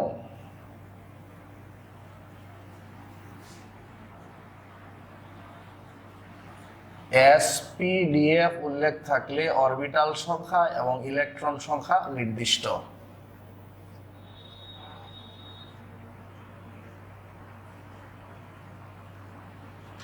S থাকলে অরবিটাল একটি, ইলেকট্রন 2টি। P থাকলে অরবিটাল 3টি, ইলেকট্রন 6টি। D থাকলে অরবিটাল 5টি, ইলেকট্রন 10টি। F থাকলে অরবিটাল 7টি, ইলেকট্রন 14টি। SPDF উল্লেখ থাকলে অরবিটাল এবং ইলেকট্রন সংখ্যা নির্দিষ্ট। S থাকলে অরবিটাল 1টি, ইলেকট্রন 2টি। P থাকলে অরবিটাল 3টি, ইলেকট্রন 6টি। D থাকলে অরবিটাল 5টি, ইলেকট্রন 10টি। আমি রিপিট করছি, SPDF উল্লেখ থাকলে অরবিটাল সংখ্যা এবং ইলেকট্রন সংখ্যা নির্দিষ্ট। S থাকলে অরবিটাল 1টি, ইলেকট্রন 2টি। P থাকলে অরবিটাল 3টি, ইলেকট্রন 6টি। D থাকলে অরবিটাল 5টি, ইলেকট্রন 10টি। F থাকলে অরবিটাল 7টি, ইলেকট্রন 14টি। আমি রিপিট করছি, S থাকলে অরবিটাল 1টি, ইলেকট্রন 2টি। P থাকলে অরবিটাল 3টি, ইলেকট্রন 6টি। D থাকলে অরবিটাল 5টি, ইলেকট্রন 10টি। F থাকলে অরবিটাল 7টি, ইলেকট্রন 14টি। রিপিটেড, SPDF উল্লেখ থাকলে অরবিটাল সংখ্যা এবং ইলেকট্রন সংখ্যা নির্দিষ্ট। S থাকলে অরবিটাল 1টি, ইলেকট্রন 2টি। P থাকলে অরবিটাল 3টি, ইলেকট্রন 6টি। D থাকলে অরবিটাল 5টি, ইলেকট্রন 10টি। F থাকলে অরবিটাল 7টি, ইলেকট্রন 14টি। বিষয়টা হচ্ছে এরকম, ধরো লিখলাম 4p 4s, 3p 3s, 3d 4d, 2s 2p, আর ধরো লিখলাম 4f।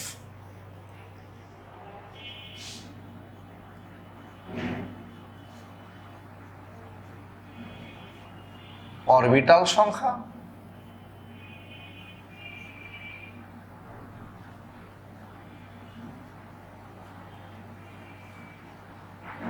ইলেকট্রন সংখ্যা। P থাকলে অরবিটাল 3টা, ইলেকট্রন 6টা।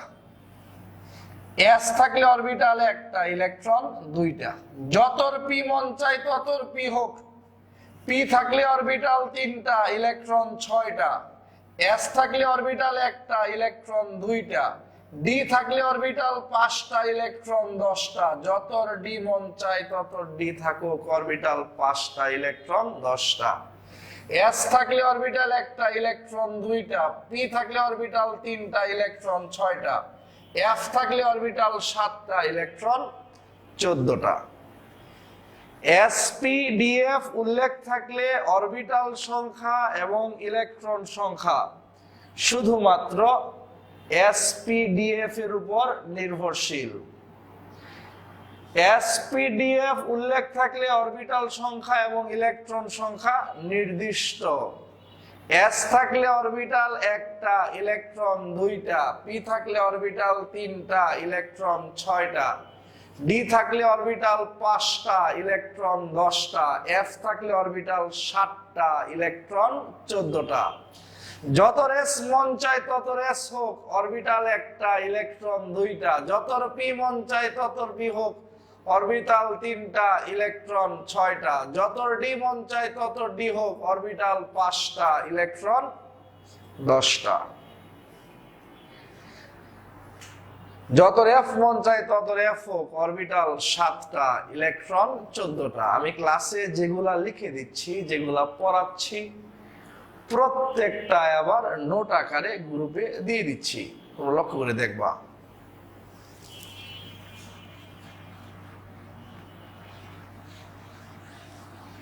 আমরা যে টপিকটা শিখছিলাম সেটা হচ্ছে অরবিটাল সংখ্যা এবং ইলেকট্রন সংখ্যা নির্ণয়। খ,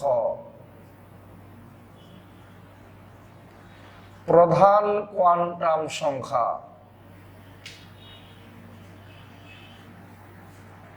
বা শক্তি স্তর বা অরবিট বা শেল বা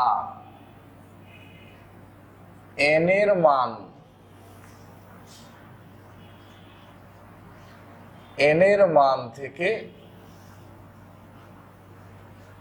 অরবিটাল সংখ্যা এবং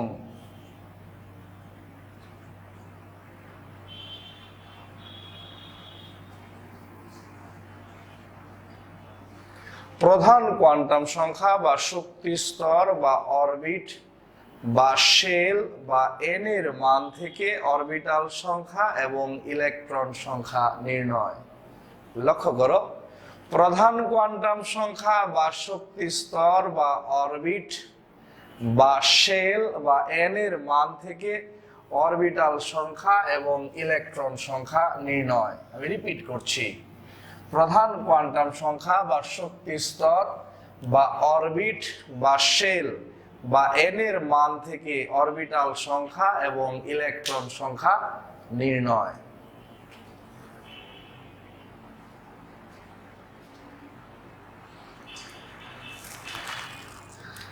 পরমাণুর কেন্দ্রে থাকে নিউক্লিয়াস।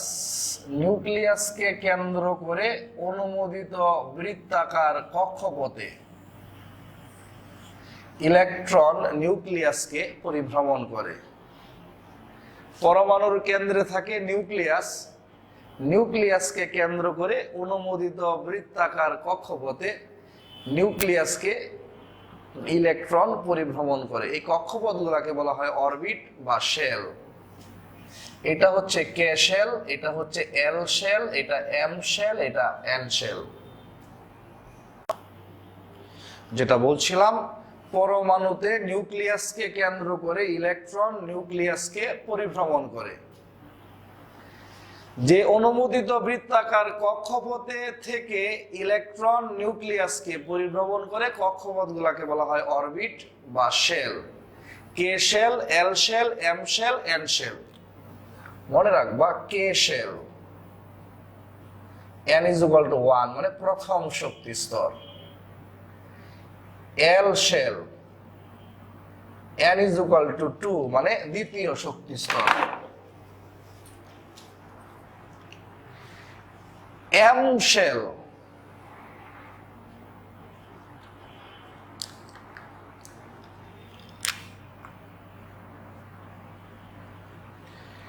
n = 3 মানে তৃতীয় শক্তি স্তর। এন শেল n = 4 মানে চতুর্থ শক্তি স্তর। প্রধান কোয়ান্টাম সংখ্যা বা শক্তি স্তর বা অরবিট বা শেল বা এন এর মান থেকে অরবিটাল সংখ্যা বা ইলেকট্রন সংখ্যা নির্ণয়। কে শেল প্রথম শক্তি স্তর n = 1, L shell n = 2, M shell n = 3, N shell n = 4।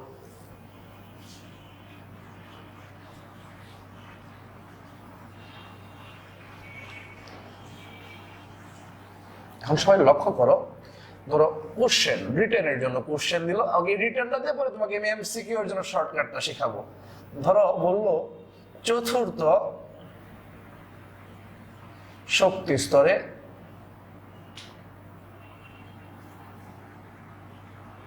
কয়টি অরবিটাল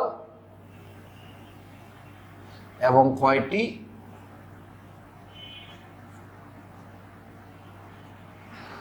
চতুর্থ শক্তি স্তরে কয়টি অরবিটাল এবং কয়টি ইলেকট্রন সম্ভব।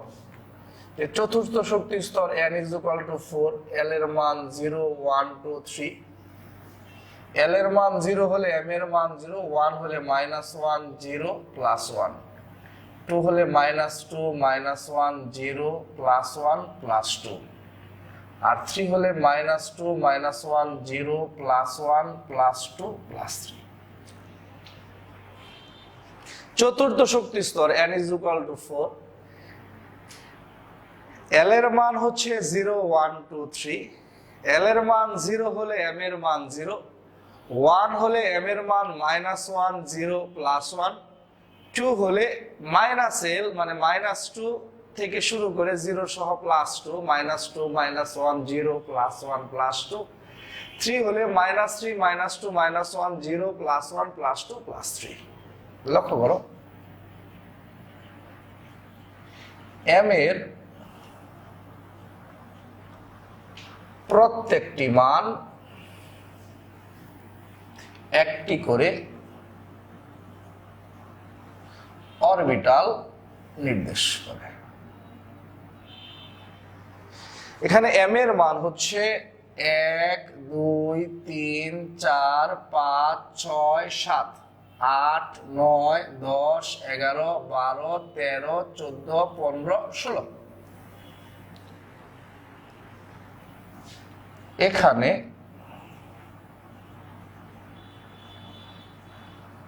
m এর মান = 16টি, অর্থাৎ অরবিটাল = 16টি। m এর প্রত্যেকটি মান একটি করে অরবিটাল নির্দেশ করে, m এর মান 16টি অর্থাৎ অরবিটাল 16টি। সুতরাং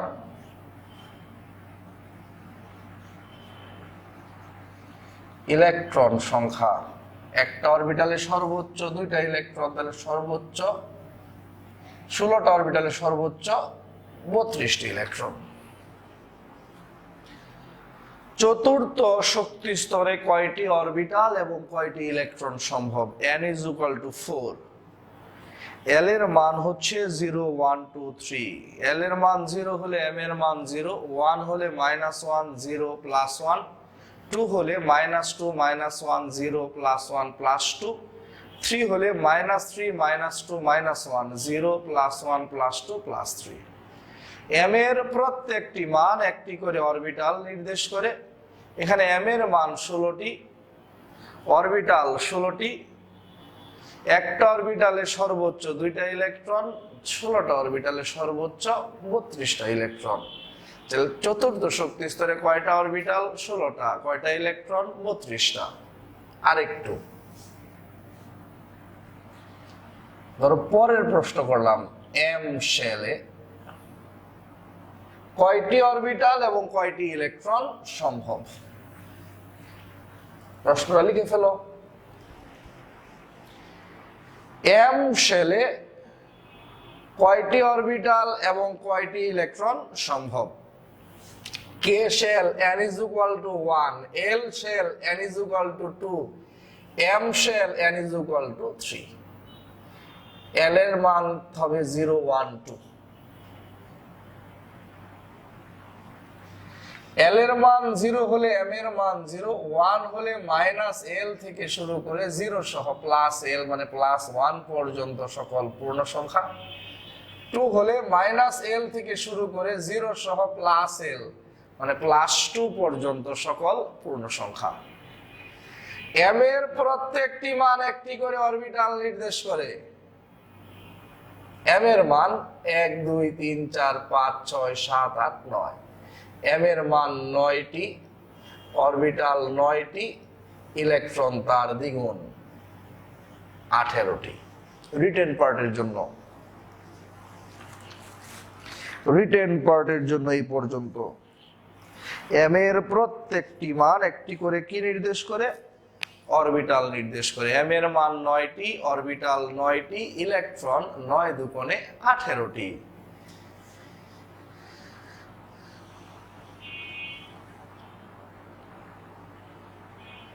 এখন ফর এমসিকিউ শর্টকাট,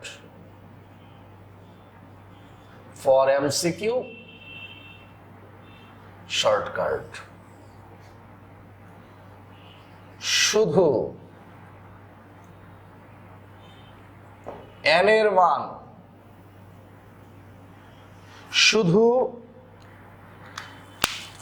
মান,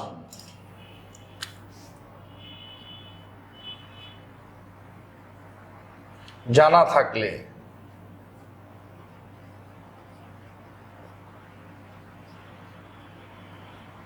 অরবিটাল সংখ্যা is equal to n square,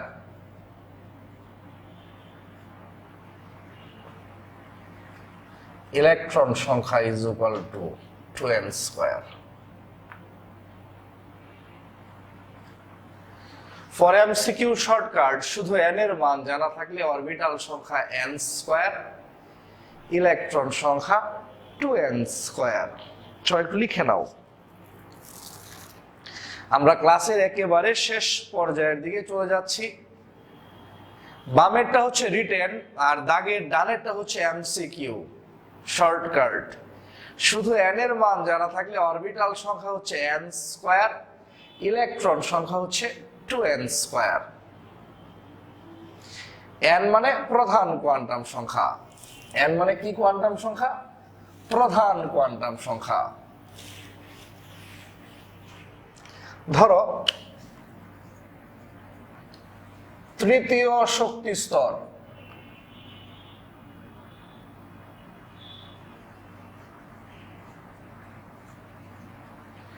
n is equal to 3, orbital is equal to 3 square, 9টি শর্টকাট,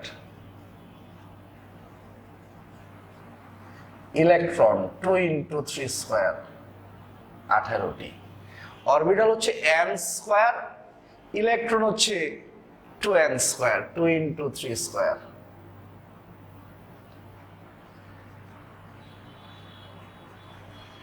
তৃতীয় শক্তি স্তর n is equal to 3, orbital 3 square, 9টি, ইলেকট্রন 2 into 3 স্কয়ার, 18টি। ধরো লিখলাম চতুর্থ শক্তি স্তর n is equal to 4, orbital is equal to 4 square, 16টি, ইলেকট্রন 2 into 4 square, 32টি। ধরো লিখলাম দ্বিতীয় শক্তি স্তর, এখানে এটা হচ্ছে কে শেল, এটা হচ্ছে এম শেল, এটা হচ্ছে এন শেল, এটা হচ্ছে এল শেল। দ্বিতীয় শক্তি স্তর n is equal to 2, orbital is equal to 2 square is equal to 4টি, electron is equal to 2 into 2 square, 8টি। ফাইনালি কে শেল, প্রথম শক্তি স্তর, কে shell n is equal to 1, orbital is equal to 1 square, 1টি। 1 square মানে 2 না, 1 square মানে 1, electron is equal to 2 into 1 square, 2টি। শুধু n এর মান জানা থাকলে অরবিটাল সংখ্যা হচ্ছে n স্কয়ার, ইলেকট্রন সংখ্যা 2n স্কয়ার। তৃতীয় শক্তি স্তর n is equal to 3, orbital 9টি, ইলেকট্রন 2 into 3 স্কয়ার, 18টি। চতুর্থ শক্তি স্তর অরবিটাল 4 স্কয়ার, 16টি, ইলেকট্রন 2 into 4 স্কয়ার, 32টি। দ্বিতীয় শক্তি স্তর n is equal to 2, orbital 2 square 4টি, ইলেকট্রন 4 দুগুণে 8টি। প্রথম শক্তি স্তর k shell n is equal to 1, orbital 1 square 1টি, ইলেকট্রন 2 into 1 স্কয়ার 2টি। n এর মান জানা থাকলে অরবিটাল সংখ্যা n স্কয়ার, ইলেকট্রন সংখ্যা 2n স্কয়ার। আরেকটা জিনিস মনে রাখবা,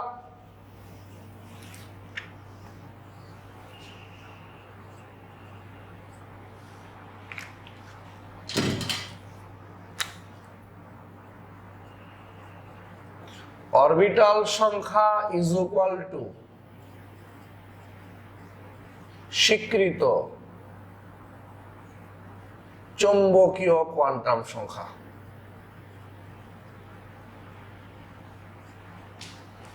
অরবিটাল সংখ্যা ইজ ইকুয়াল টু স্বীকৃত চৌম্বকীয় কোয়ান্টাম সংখ্যা। আমি আবার বলছি, অরবিটাল সংখ্যা ইজ ইকুয়াল টু কি? স্বীকৃত চৌম্বকীয় কোয়ান্টাম সংখ্যা। আমি আবার লিখেও দিচ্ছি।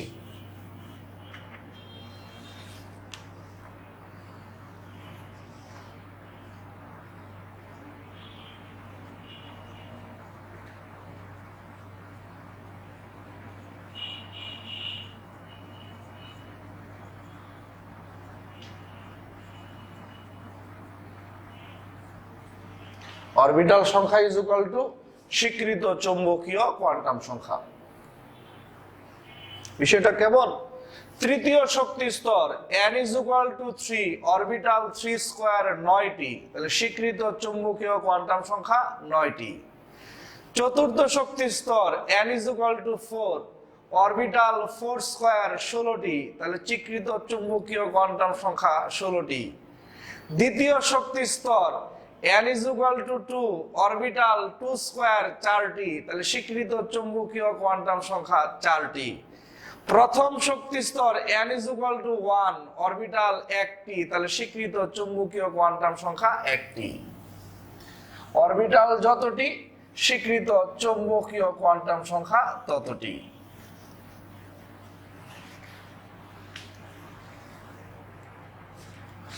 ফাইনালি অরবিটাল সংখ্যা নট ইজ ইকুয়াল টু উপস্তর সংখ্যা। মনে রাখবা, m এর প্রত্যেকটি মান একটি করে অরবিটাল নির্দেশ করে। অরবিটাল সংখ্যা ইজ ইকুয়াল টু স্বীকৃত চৌম্বকীয় কোয়ান্টাম সংখ্যা। অরবিটাল সংখ্যা 9টা হলে স্বীকৃত চৌম্বকীয় কোয়ান্টাম সংখ্যা 9টা। আর অরবিটাল সংখ্যা নট ইজ ইকুয়াল টু উপস্তর সংখ্যা। m এর প্রত্যেকটি মান একটি করে অরবিটাল নির্দেশ করে,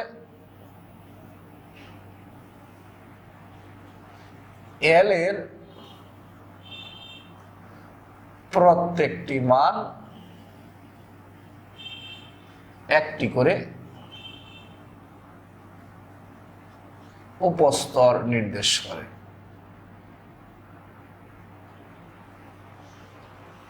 m এর প্রত্যেকটি মান একটি করে অরবিটাল নির্দেশ করে, l এর প্রত্যেকটি মান একটি করে উপস্তর নির্দেশ করে। সবাই লক্ষ্য করো। তৃতীয় শক্তি স্তর n is equal to 3, orbital is equal to n square 3 square মানে 9টি। n ইজ ইকুয়াল টু 3 হলে l এর মান হচ্ছে 0 1 2, 0 হলে s, 1 হলে p, 2 হলে d। l এর মান 1 2 3টা, l এর মান 1, যে l এর মান 1টা 2টা 3টা, অর্থাৎ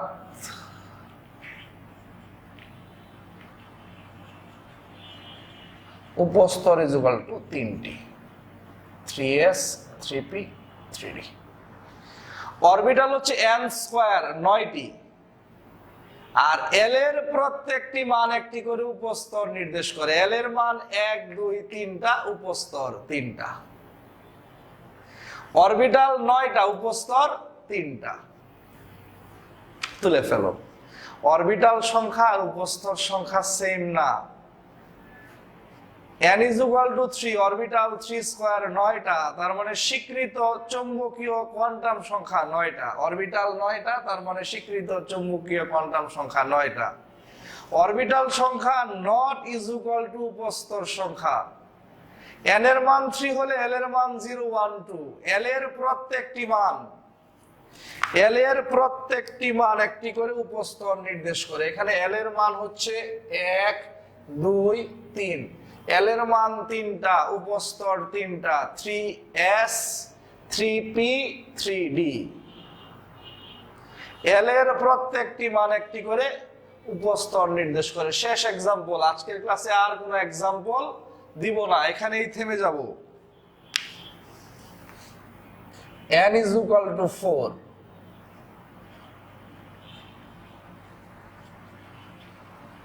অরবিটাল সংখ্যা is equal to 4 square is equal to 16টি। n is equal to 4 হলে l এর মান হচ্ছে 0 1 2 3। 0 থেকে n-1 মানে 3 পর্যন্ত সকল পূর্ণ সংখ্যা। l এর মান 0 হলে s, 1 হলে p, 2 হলে d, 3 হলে f। অরবিটাল সংখ্যা 4 স্কয়ার 16টা, অরবিটাল 16টা, তার মানে স্বীকৃত চৌম্বকীয় কোয়ান্টাম সংখ্যাও 16টা। আর অরবিটাল সংখ্যা is not is equal to উপস্তর সংখ্যা। l এর প্রত্যেকটি মান একটি করে উপস্তর নির্দেশ করে। l এর মান 1 2 3 4। উপস্তর কয়টা? 4টা। কি কি? 4s 4p 4d আর লাস্টে হচ্ছে 4f।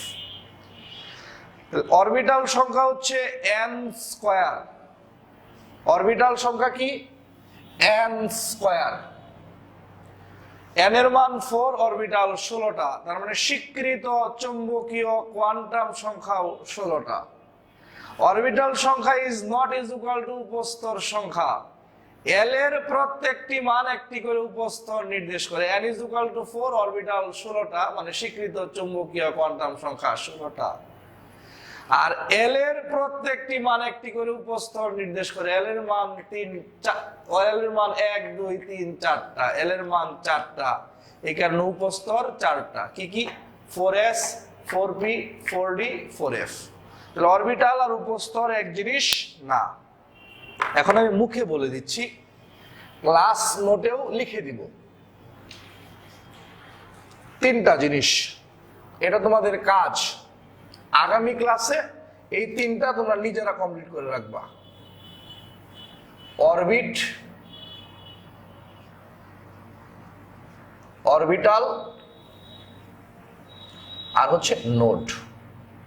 এই 3টার সংজ্ঞা আমি ক্লাস নোটে লিখে দিব, পাশাপাশি তোমরা নিজেরাও খুঁজে বের করার চেষ্টা করবা। 3টা সংজ্ঞা: অরবিট, অরবিটাল, নোড। আগামী ক্লাসে অবশ্যই 3টা সংজ্ঞা সম্পর্কে আমি কথা বলবো, এমনকি আজকের ক্লাসের নোটের মধ্যে সংজ্ঞা 3টা আমি লিখে দিব, তোমরা নিজেরা একটু আয়ত্ত করার চেষ্টা করবা। আজকে এই পর্যন্তই। ক্লাসের শুরুতে বলেছিলাম যে গুণগত রসায়ন এইচএসসির সাথে যথেষ্ট মিল আছে বিধায় এটা দিয়ে শুরু করছি। অন্যান্য চ্যাপ্টারগুলা ভর্তি পরীক্ষার পড়ার সাথে এইচএসসির পড়ার মিল নেই এবং অনেক নতুন নতুন জিনিসপত্র আসবে। শুরুতেই যেন তোমরা বিভ্রান্ত না হও, এবং এই জন্য আমরা এমন একটা অধ্যায় দিয়ে শুরু করেছি যেটার সাথে এইচএসসির যথেষ্ট মিল আছে। প্রত্যেকে দিনের পড়াটা দিনে শেষ করবা। যে কোনো সমস্যা হলে কমেন্টে, ইনবক্সে, ফোনে অথবা সরাসরি আমার অফিসে দেখা করে প্রবলেম অবশ্যই সলভ করে নিবা। আমি অবশ্যই এই অধ্যায়টা শেষ হওয়ার সাথে সাথে এই অধ্যায়টা দাগিয়ে দিব এবং একই সাথে এই অধ্যায়ের প্র্যাকটিস করার জন্য ভর্তি পরীক্ষার উপযোগী শীট দিয়ে দিব। আমার ভর্তি পরীক্ষার জন্য কেমিস্ট্রি বই লাগবে, হাজারি স্যারের প্রথম পত্র এবং হাজারি স্যারের দ্বিতীয় পত্র। আজকে এই পর্যন্তই। ধন্যবাদ সবাইকে। সবাই সুস্থ থাকো, ভালো থাকো। আসসালামু আলাইকুম।